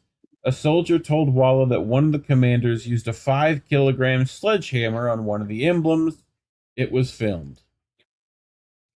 The soldiers were outraged that their culture of harassment, violence, and hazing had been disturbed. They walked off the base, leaving their weapons behind, chanting an obscenity about their officers. How many is genuinely contested? Wynet, Mako, and Haaretz said dozens. Israel-Palestine and Channel 14 said more than 100. Can said more than 200. Walla's headline said hundreds. It was not only privates. Israel-Palestine recorded one of the commanders address the men as they went. Quote, everyone here knows the consequences of what he is about to do. We are going together now as a battalion. I am proud of every single person here for what he is doing right now. There are new soldiers here who do not know what the consequences are, but none of that matters. Being absent without leave, going to prison, none of that matters. The battalion commander then wrote to their parents. It is the most valuable document in the story because he is not a critic of the army. Any of you who knew seniority games of juniors and veterans from your own military service knows how serious the incident is and how many soldiers are harmed by it through violence and humiliation. Therefore, I decided to break wooden signs of Satan, the angel of death, and others, signs that represent exactly these things. He added that he had removed the rest but kept a few out of an understanding of their sentimental value, and stated flatly there is no connection whatsoever between the signs and the battalion's fallen or memorial corners. Contrary to what has been claimed in some of the media, that last clause is aimed at Khan, which had reported the destruction of a memorial corner, and at the soldiers' own claim that plaques for men killed in Lebanon went under the hammer with the rest. The dispute is unresolved. Fighters told their parents. What broke the fighters were the videos, seeing their symbols being destroyed, and with a hammer no less. It was a humiliation. That word, it is the same one the commander used for what the signs did to the younger soldiers. So, thoughts, Care Bear? I mean, there's a reason why hazing is done. Yeah. It's to kind of create, which I kind of hate saying, but it's almost kind of creating like a cultish mentality, especially having to go through a lot of heinous actions in order for you to kind of be accepted. And like, so the amount of trauma slash fill in the blank of whatever you want to call it too, depending on how it's done. It kind of makes you, well, I think it's the idea of like, it's abuse. It's a form of abuse because it kind of makes you, well, it kind of perverts itself in one of two ways. It can either make you think, oh, I've worked so hard to get into this and I had to do this heinous stuff in order to get into it that I deserve to be in here. Or I am so shamed in having done all this stuff that I don't know how to get out of it.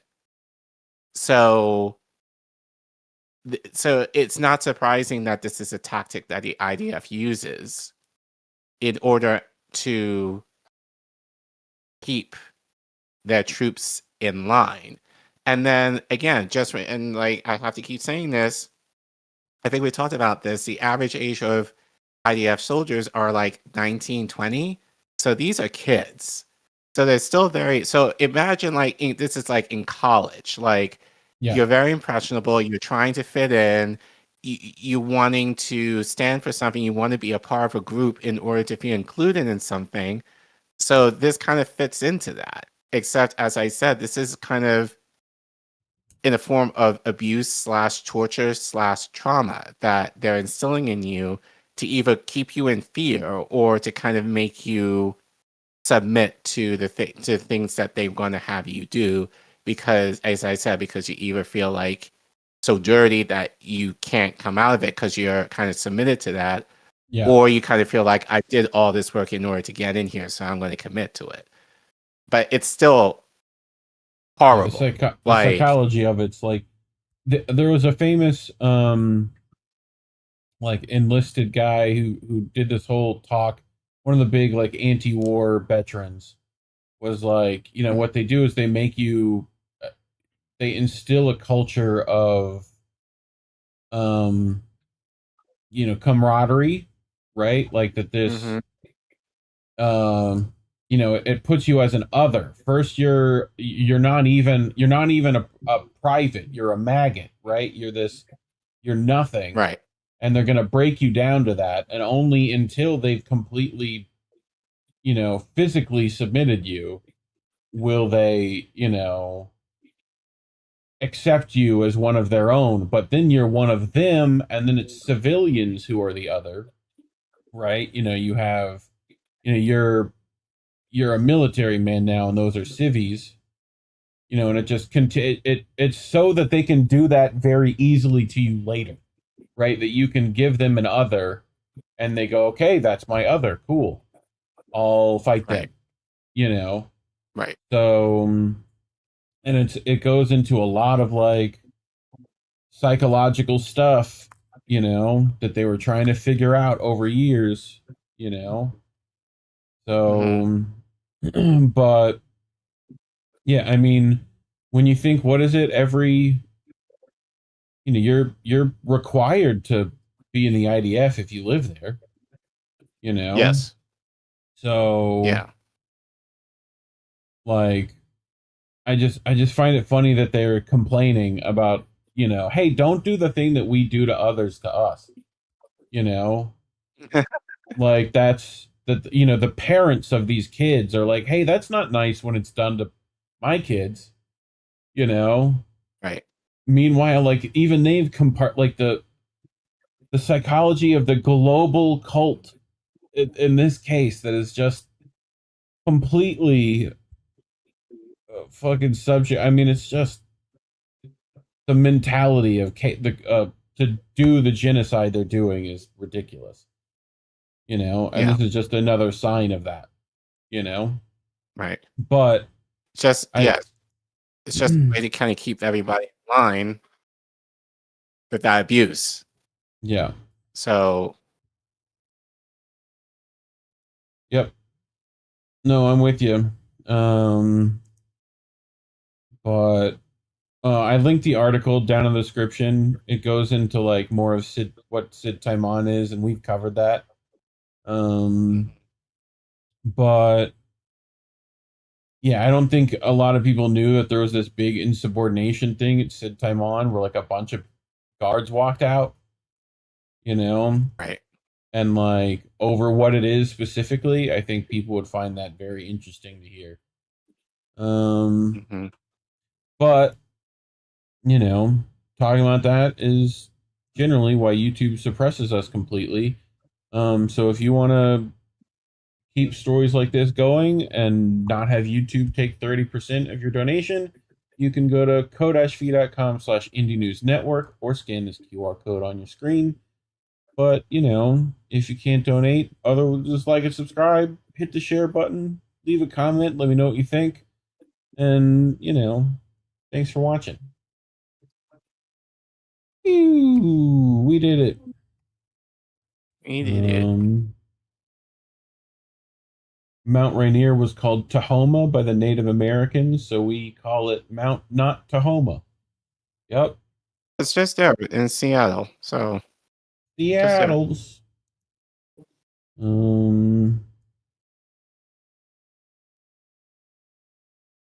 Yona, the population of Willard, Virginia, was less than 100 in 1950. FYI, it was hardly a village. Sure. But let's look at Substack. Cool. All right. What you got next, Care Bear? Right. So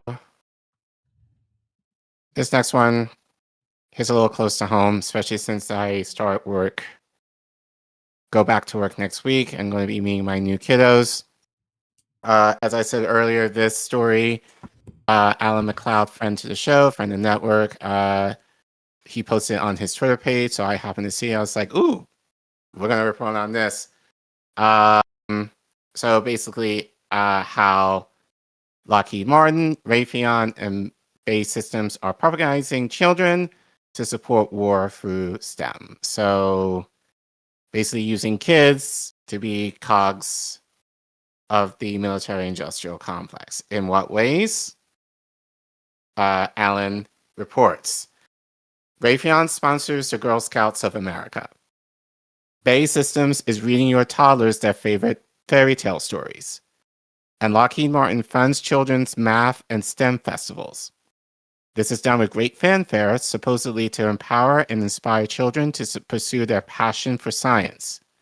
In reality, though, these companies are attempting to launder their images and enlist the next generation to become cogs in the military-industrial complex.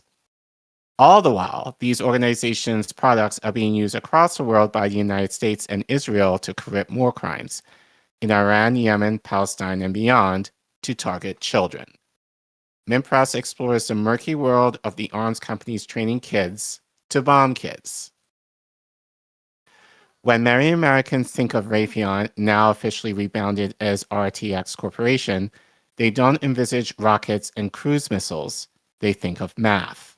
For decades, the second largest arms manufacturer on the planet has bankrolled a wide range of organizations aimed at getting children excited about STEM subjects. Since 2009, Raytheon has been the tidal power of Math Counts, a nonprofit organization that provides engaging math programs for middle school students in every U.S. state, as well as organized math competitions to find the brightest children in America.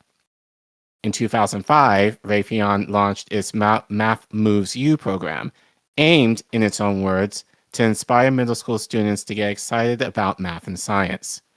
In addition to the materials provided, it has also spent millions on scholarships, grants, and study awards to thousands of students, teachers, and volunteers. And its Math Alive traveling exhibit promises, in rather outdated branding, to take math to the extreme. Math Alive has also traveled to several countries in West Asia, including Qatar, Kuwait, the United Arab Emirates, and Saudi Arabia, all of them among the biggest purchasers of Raytheon weapons technology. The company also enjoys a long-time partnership with the Girl Scouts of the United States of America. In 2017, for example, it launched the Girl Scouts USA's first national computer science program and cyber challenge for middle and high school girls. The progress to diversify the STEM workforce needs to be accelerated.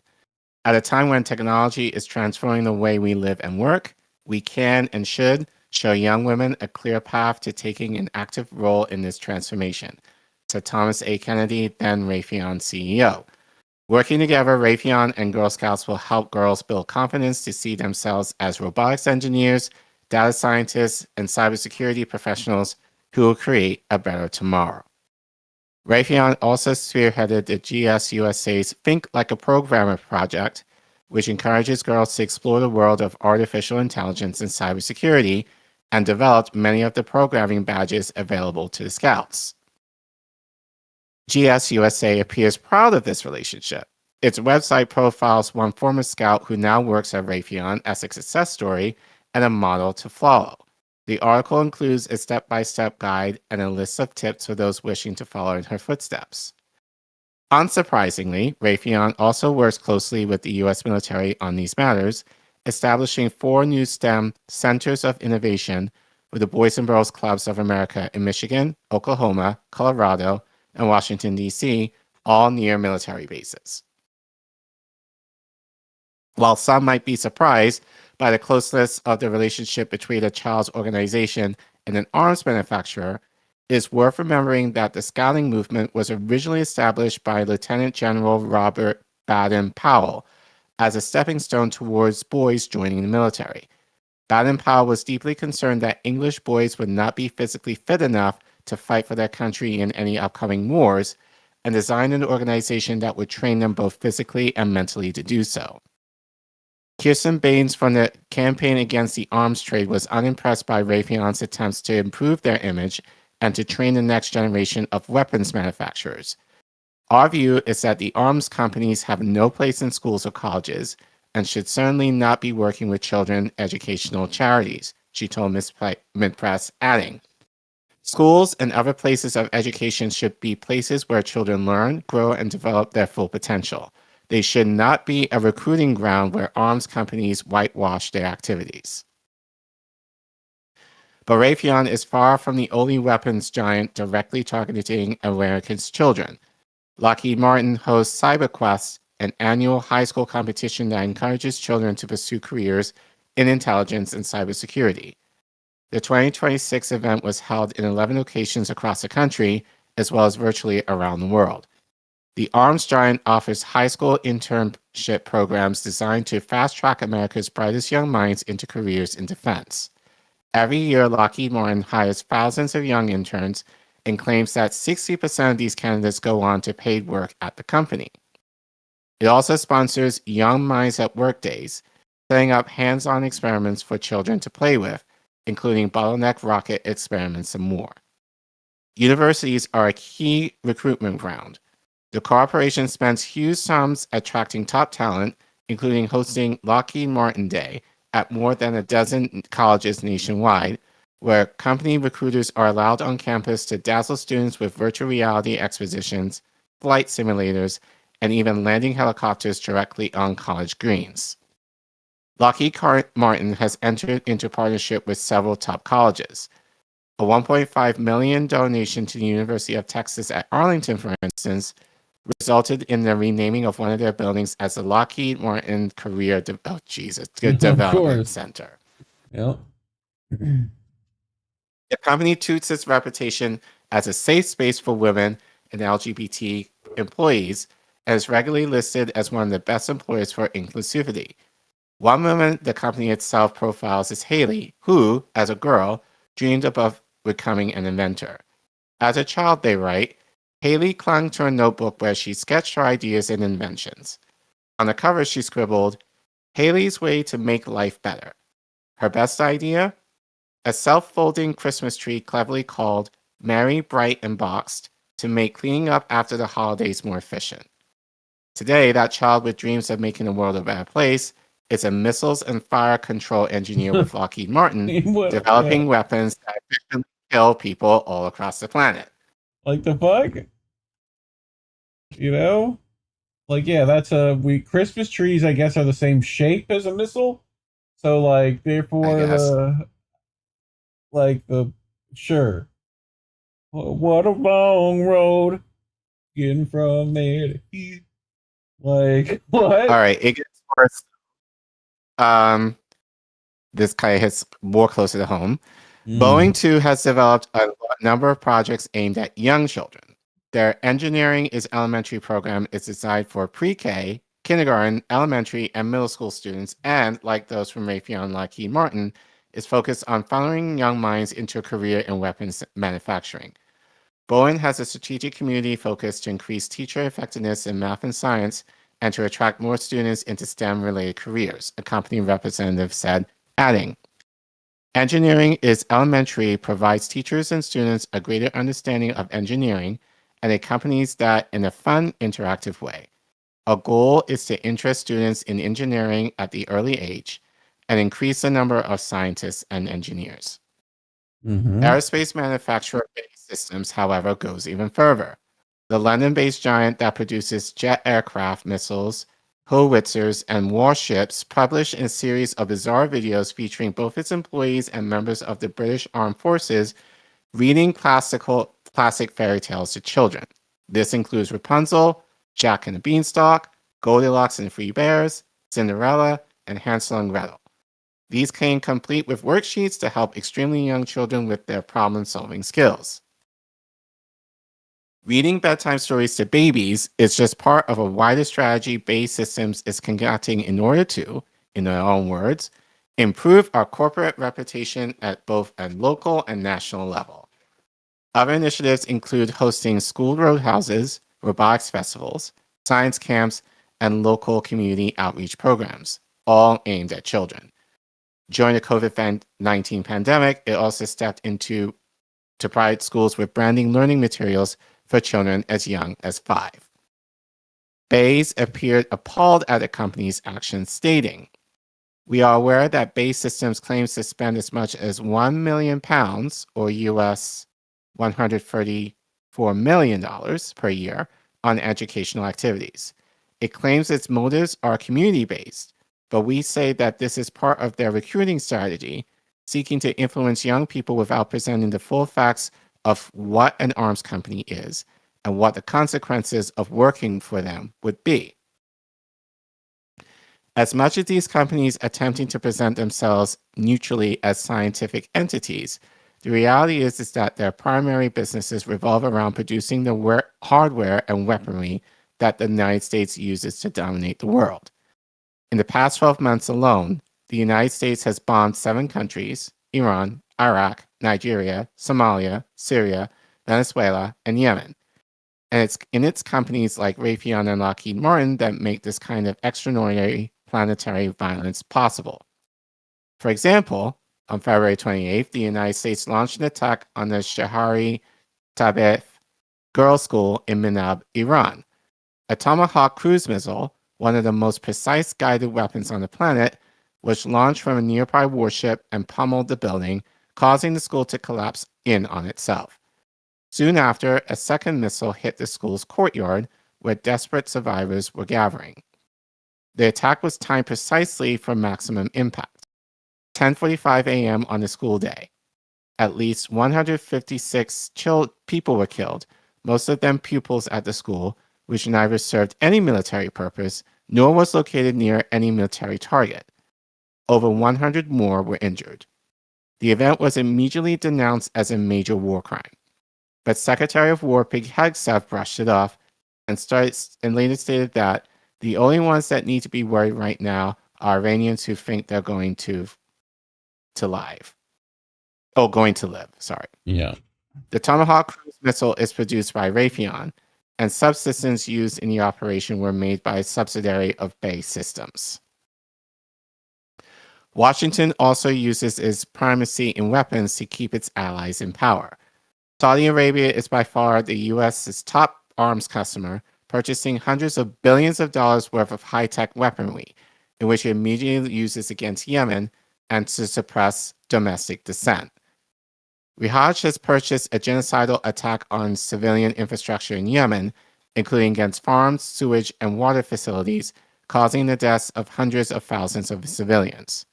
In August 2018, it dropped a 227 kilogram or 500-pound laser-guided bomb on a school bus in Dahan, northern Yemen. Fragments found at the scene identified the bomb as having been produced by Lockheed Martin. 40 children were killed in the attack, a far from uncommon occurrence during the Saudi-led campaign to topple Ansar Allah from power.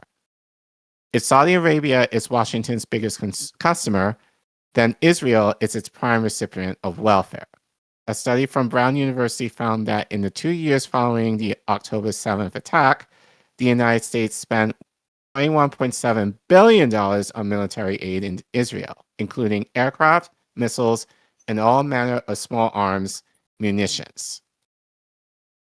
Israel has used these weapons to systematically target children in Gaza and beyond. At least 97% of schools in a densely populated strip have been hit. One of the more notable examples was the Kahaj Girls' School in Deir al-Habal, which was targeted on July 27, 2024. A Human Rights Watch investigation found that Israel dropped at least 2 GBU-39 bombs on the school, munitions manufactured in the United States by Boeing. Thus, while arms manufacturers read fairy tales to Western kids, children across the world are forced to live out a very real nightmare, thanks to no small part to these companies. Whether they live in the United States or one of the countries under its boot, however, children everywhere are being targeted by these weapons firms, though in different ways. In the United States, Raytheon, Lockheed Martin, Boeing, and others have stepped in to bolster cash-strapped education departments. While their rhetoric emphasizes empowering children, especially girls, to follow their science dreams, their true intent is to launder their reputations as merchants of death and to train up the next generation of Americans to become willing members of the American war machine. Children on the other side of the world, however, are given no such illusions and have to live with the constant terror that they be these companies' next victims. This image is not the one the likes of Raytheon wants us to think about when we picture their products. and so they try to spend millions attempting to distract us with stories of empowerment and discovery. What a world we live in, where weapons companies are training kids to bomb kids. Yep. Glad I read that. So I don't think of, well, I think because mostly I think my kids are little, so I don't necessarily think of the military-industrial complex being able to target pre-K kids, but they can. Oh, and in have. multiple So, ways. Right, but Like- I feel, but in a lot of ways, this makes sense because it's taking advantage. This is a result of schools being so underfunded Mm-hmm. that They had to go private schools sector. would be more compelled Yep. to have these companies come in to, one, supplement their curriculum in terms of having products for students to do, but also, and especially like, I'm just kind of seeing this, especially if you are a child of color, especially if you have potential in STEM, that they're going to come in to kind of boost the morale of these schools and then kind of encourage these students to go into science and math and all these other subjects, which is necessary. Well, in tech, But then using, you know, right, but then Silicon Valley. but exploiting that, especially if you are low income and have no way of getting into college and all that, that this is a way that they entice these students to get into these fields. So by the time they get to college, they're able to offer them internships, which then may translate into a job. And then essentially these young adults are essentially mapping weapons to bomb other You kids. ever see the movie Toys with Robin Williams? This is like the plot. I think, you know, I think so, yeah. Where they like design toys to make kids, you know, like be able to use drones and do military stuff and all that. That's the narrative there. When, especially you talked about the Saudis in this, like they just bought EA for like crazy amount of money, you know. So, yeah, but it's just kind of disgusting how the military-industrial complex is essentially preying on children, especially those who, if they may not get an opportunity to go into higher ed or college or university otherwise, to target them in terms of, oh, we're adding you, they're groomed to be a part of that complex, which is, as I said, it's disgusting. $55 billion they paid for EA. So that's like all your sports games, your, you know, military games, all that stuff, which sports is the other way they infiltrate the kids. Yeah, that's another way too. Which in and of itself is an allegory for military physicality, you know? Right. So, well, like, they infiltrate martial arts, same way. Like, just circular, you know? The little octopus has its hands everywhere. Anything else you wanted to add? No, I think the story speaks for itself. So again, shout out to Alan for his reporting on this and helping me be more aware of this, you know, as a teacher, you know, but yeah, but again, this is kind of an insult to our schools that our government doesn't fund them well enough that this should not be necessary. You shouldn't have to feel like, and it's not to say that companies, well, I guess ultimately it depends on the company, but especially for the military-industrial complex where the whole thing, especially given our government, is to seek and destroy nations. Like, I want my students to, you know, dissolve the military-industrial complex, not work for them. So Yep. You know, so, but again, they're using this in the guise of getting kids interested in STEM and like helping them get to college. And, you know, so it sucks. It really sucks. So, like, Is there a more you know, important job than that of a teacher? yeah, so it's like I said, it's great that I'm aware of this, and hopefully, like, especially you in the chat who have kids or are adjacent to kids can be aware of this, you know, but yeah, it's just gross. Really gross. Agreed. And I'm sure for talking about this will be suppressed to hell in the algorithm. And I don't think this story should be, because if you're a parent, you should be thinking about, especially you should be thinking about this. And again, it's not to say we can't have our kids love science and math and engineering, you know, but we want them to be able to do it in a way that helps the world, not targets the world in terms of the abuses that we cause in other nations due to war. So please spread this story and share it with people that you love, especially those who might have parents, who might have kids of their own, so they can be at least aware of that this is a thing that the military complex, military-industrial complex does. So, so like I said, if you want to support us in making sure that the story does get pushed in the algorithm, you can scan the QR code that you see on your screen, or you can go to the Ko-fi link you see at the bottom of your screen. If you're in YouTube chat and live, you can type in ! donate, all one word, and the Ko-fi link will pop up. And you can give as little as $1 to help us fight the suppression that we see on YouTube that affects them paying us. You can also donate via Cash App, Substack, PayPal, or Patreon, especially if you want to give monthly. And we more than understand that a lot of you are kind of tight for money right now. So we more than understand. If you still want to support us, the free way is liking, subbing, and sharing the content. And make sure you help us get to 5K so more people are able to see this segment. And thanks for watching. Yeah. Cool. Before we get to that,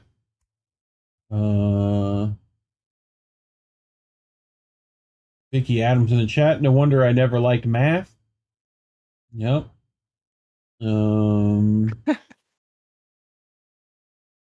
But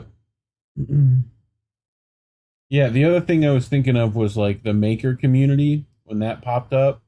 All those same companies for like granting and all that stuff, like all the STEM companies, like, and they've all like formed this little like group of like, you know, you've got your chemical, Dow Chemical, and all those guys. You've got your, you know, BP and your like oil companies in that. You've got like the military companies, of course.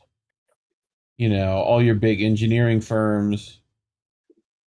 So, you know, Google and Facebook and all those are at it now too. Dell used to be a big one, right? Nvidia now, you know, which Indy's going to remind me of like the crazy amount of money they're about to give Nvidia, you know. So, like 200 billion, is that what it is? Indy number wing. Yeah, craziness. I see Yona's in the chat. CBC voters here, Angels here.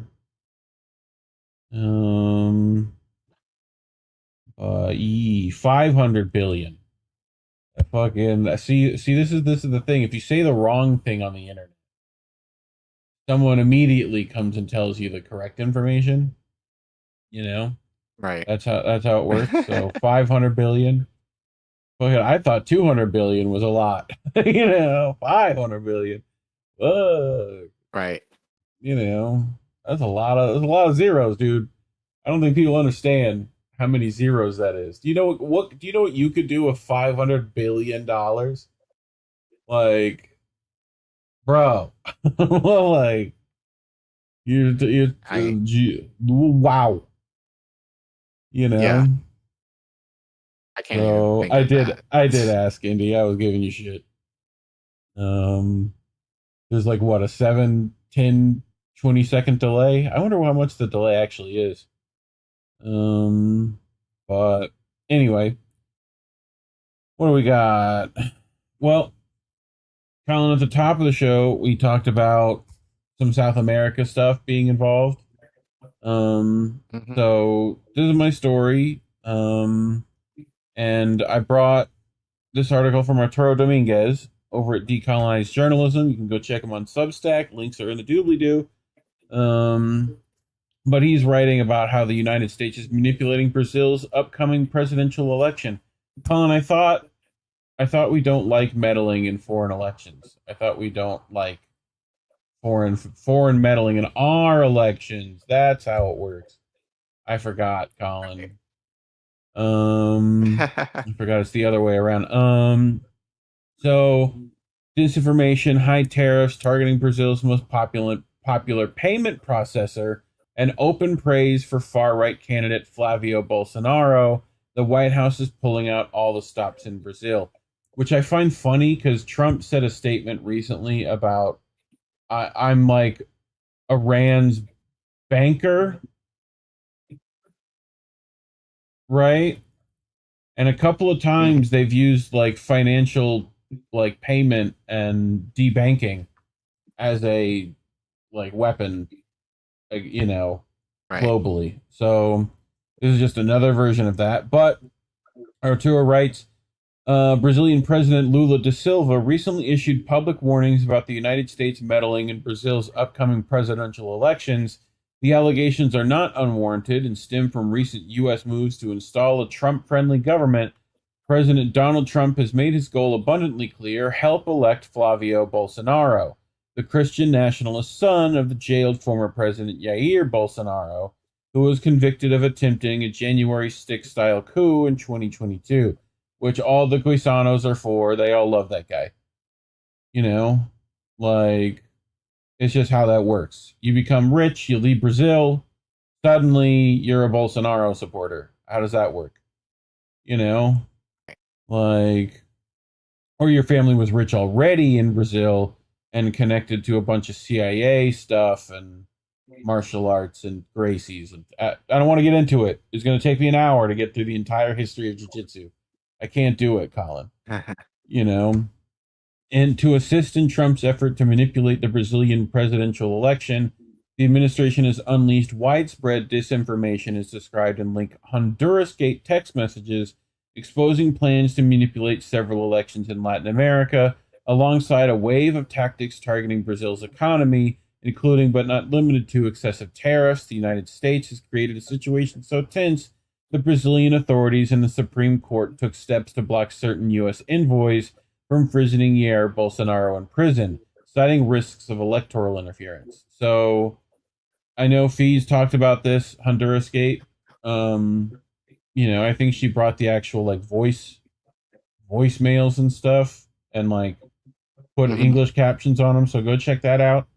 But additionally, Brazil's Ministry of Foreign Affairs recalled its ambassador from Argentina after Argentine President Javier Milei, who was also named in the Hondurasgate text messages, referred to Da Silva as a thief and delinquent at a rally for Flavio Bolsonaro. For his part, Flavio has drawn consistent scrutiny for his continued violations of Brazilian law and for bringing his father into his campaign by using AI-generated likenesses of him, despite Jair Bolsonaro being barred from making public statements due to his conviction. What? Like, this is the kind of shit that should be illegal. Yeah. I mean, it feels illegal, to quote Pink Pantheress. You know? Right. Like, this is like straight to jail. Like, AI generated, like, so like this is like literally like Weekend at Bernie's digital. Here you go. You know, oh no, I totally, you know, I'm Bolsonaro and I support this message. Like, no, you don't. You don't do that. You're in jail. You can't do that. Like, you know, oh fuck, dude.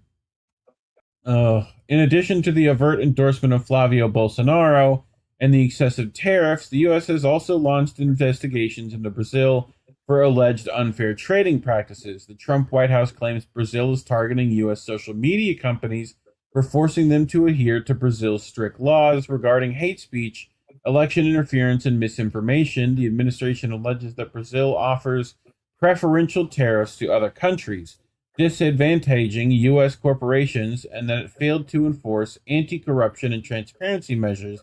The allegations include a host of other charges, including that Brazil walked away from its willingness to provide virtually duty-free treatment for U.S. ethanol.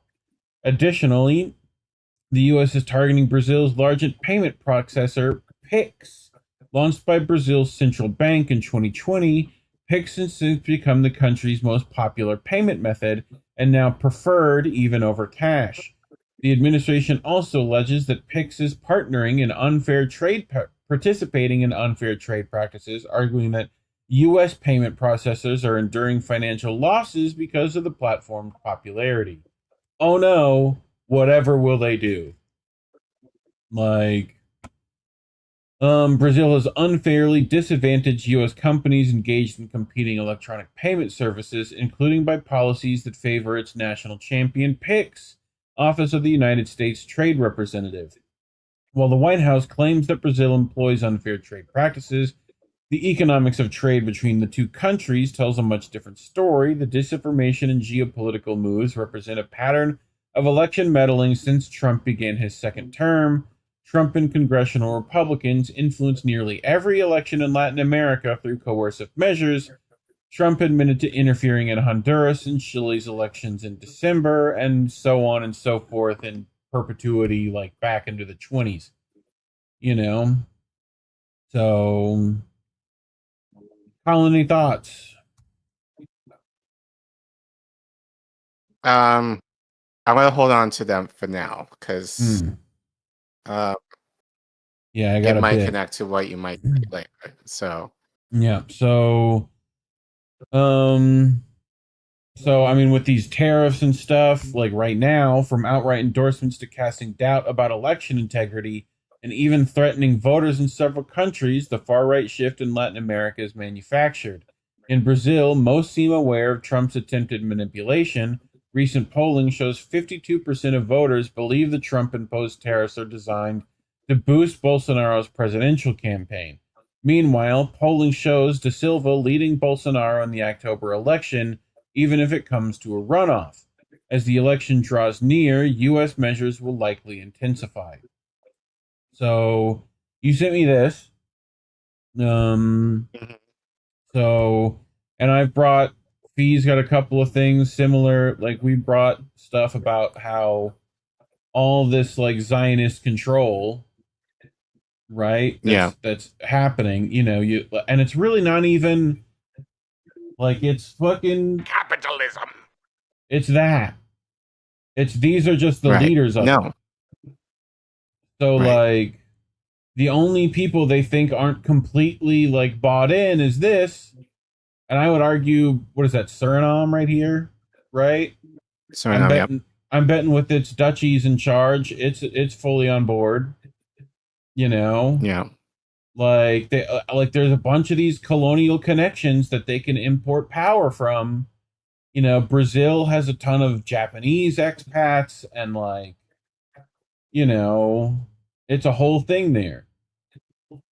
Plus, the wealth I've also disparity kind of is noticed ridiculous. this is kind of infiltrating BRICS as well, given Brazil is like... Well, we've already talked about Brazil being manipulated in that, you know, organization too. Like, it's all based off the World Bank, which that's a great thing to base something on. And, like, you know, this is essentially get in line, you know? And we've seen them do that with India as far as BRICS is concerned too, right? So yes, this is that. This is Israel trying to garner, diplomatic favor, right? Resource war. This is all the things. This is it. So definitely something to be aware of. And where is it at? Right here. This spot. What happened here recently in Colombia?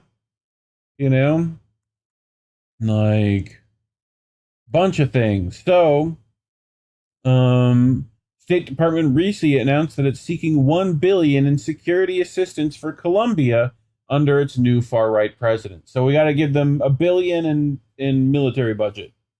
Here you go. Colombia gets in line. Oh, here's $1 billion in jackboots. Right? Like, okay. On Saturday, the State Department announced it would seek $1 billion in security assistance for Colombia just after its new right-wing president, Abelardo de la Espriella, took office. God, the name, y'all gotta get it a little tighter on the names, all right? The announcement, according to the State Department, comes after a presidential delegation led by acting Attorney General Todd Blanche represented the United States at the August 7th inauguration of President Abelardo.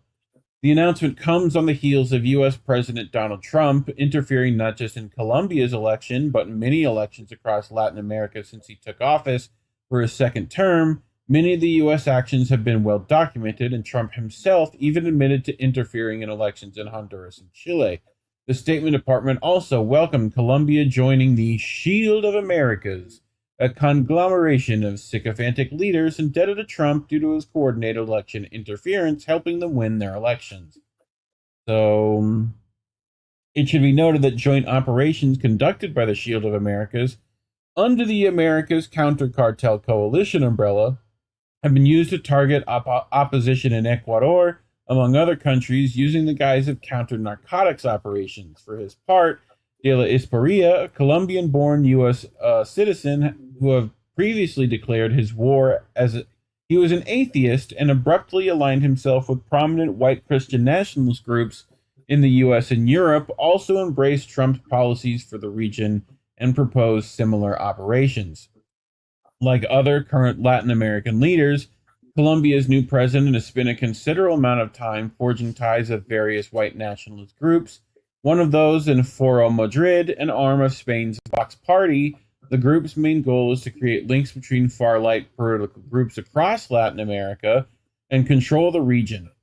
Their letter of Madrid reads like a recolonization manifesto, not much different from U.S. Secretary of State Marco Rubio's pitch at the Munich Security Conference early this year. Foro Madrid's intentional use of the phrase Ibero-American Access, which plays on some connections between Spain, Portugal, and Latin America, ignores the brutal history of those associations. The core logic behind the group's position is deeply tied to Eurocentrism and nearly identical to the legacy of El Blanqueamiento, the whitening of Latin America. But it doesn't end with De La Espriella's connections to Spain's white nationalist Vox Party. The issue is that the Spanish words are too close to all these English words, and it's tripping me up, Care Bear. We gotta decolonize the letters, all right? Like, several current Latin American leaders were part of the same networks. Chilean President Jose Antonio Cast, U.S.-backed Venezuelan opposition leader Maria Corina Machado, and various other leaders are also tied to the Vox Party in Spain. Javier Milei, Daniel Noboa are now intricately connected through the White House and the Conservative Political Action Conference, which are both pursuing a similar agenda seen across very prominent white nationalist political groups. In the background, all the journalists I know, Indy, myself, you, Vanessa, like, this is what we've been talking about. So literally, like, leader check, right? Oh, the next one's gonna be this one? Check. Like, they're grabbing all of them. Collect them all. So right.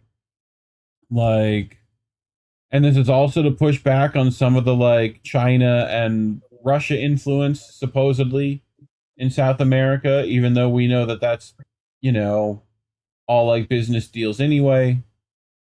So this is to combat Belt and Road shit. That's what's happening in the Middle East. Like, you know, Capitalism. just, Yep. I need like a big red button for that I can just hit all the time. Basically. Yeah. So it's no mistake that many of these leaders have been linked to international criminal networks and drug smuggling operations. De la Isperia built his career as an attorney defending some of the most corrupt people. In Colombia, Ecuador, Daniel Noboa's businesses have been tied to drug smuggling networks. In Europe, Argentine President Javier Milei is mired in corruption scandals and endorsed a candidate with ties to a drug trafficker. Honduran President Nasri Asfora has ties to many convicted traffickers, including notorious drug smuggler and former Honduran President Juan Orlando Hernandez, who was pardoned by Trump just before Honduras elections. So, Isparisha, because it's Colombian. ¿Cómo se dice Isparisha? See? In the U.S., the only difference in white nationalist groups is the domestic appeal. However, the goal of bringing far-right political factions together across these three continents is moving full steam ahead. Meanwhile, Western news media focuses on controlling political narratives and fear-mongering about socialism like it's a soap opera. The white nationalist takeover of the Americas doesn't register with the corporate news media because they also stand to profit from it. Yay, capitalism. Again. It strikes again. U.S. making efforts to help elect far-right autocratic leaders isn't new, but the Trump's White House has made it more apparent than ever, either through incompetence or Trump's incessant need to brag about everything. The U.S. under the current administration fits in with Spain's Vox Party and Germany's AfD because the vast majority of these groups boast similar agendas. White nationalism, sometimes hidden behind Christianity. A lot of times hidden behind Christianity. And like, what's happening in Colombia? What's the change enacted, Collin? Well, Colombia's new government announces plans for Israel's economic panel after rupture over Gaza genocide. So all the business people getting on board. Thoughts, concerns, questions? I mean, no, I'm just concerned in terms of what this means for the global south.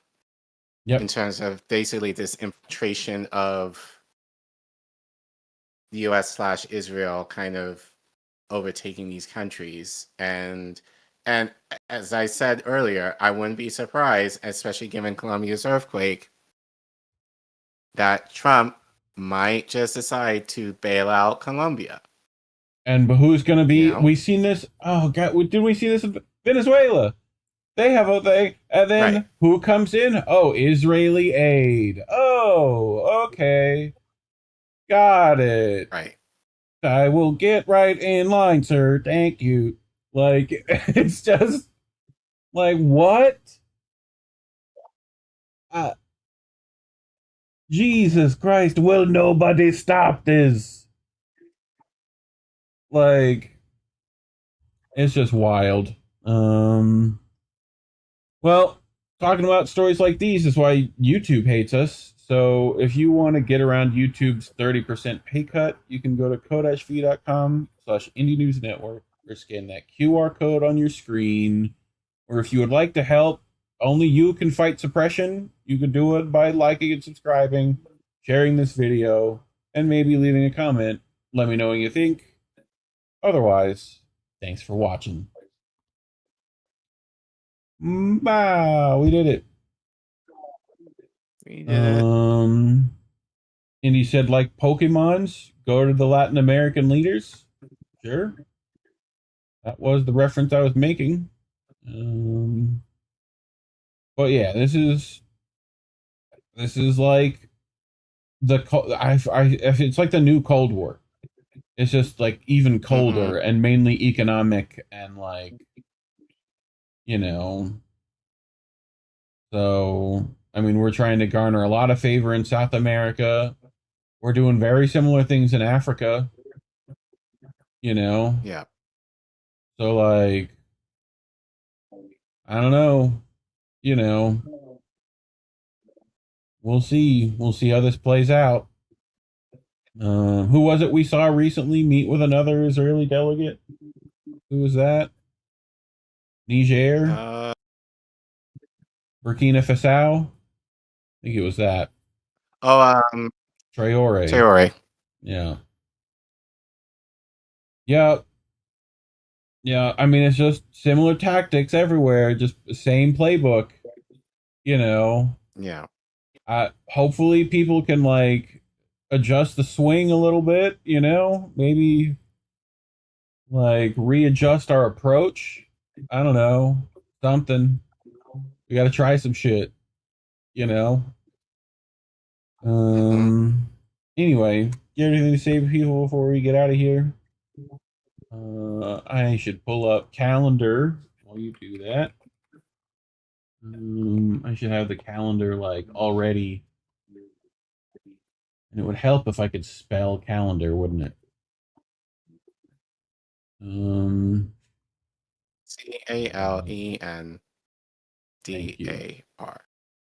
Which, why is it AR? I feel like ER would be better. You know? Calendar? Oh, it is ER. Okay.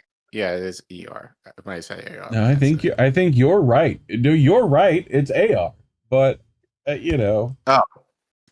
Like, it's like, just that's what I'm saying. Like, no one goes like calendar. No one calendar. Like, in English, you stupid. You know? Meanwhile, it's probably a Latin-based, you know, thing that got snuck in.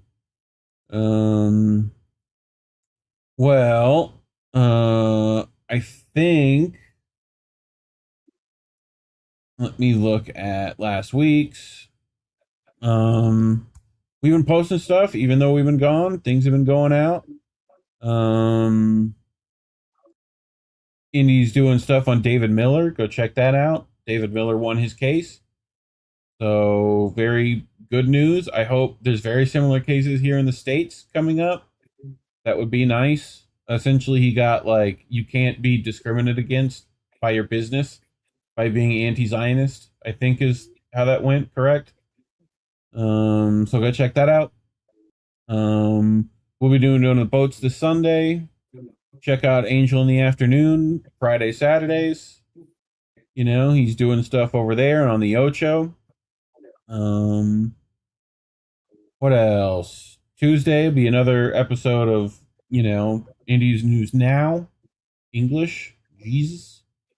But, you know, I'll leave the link to the calendar in the chat, and you're welcome to bookmark it, and Indy will try to update it when he can. So that's how it goes. Your welcomes and whatnots. Kibra, that's our show. We have to say bye to the people now. Bye, people now. Bye, people now.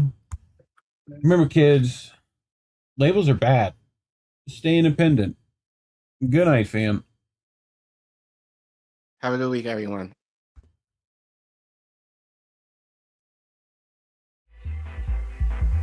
There's a difference between peace and liberation, is there not?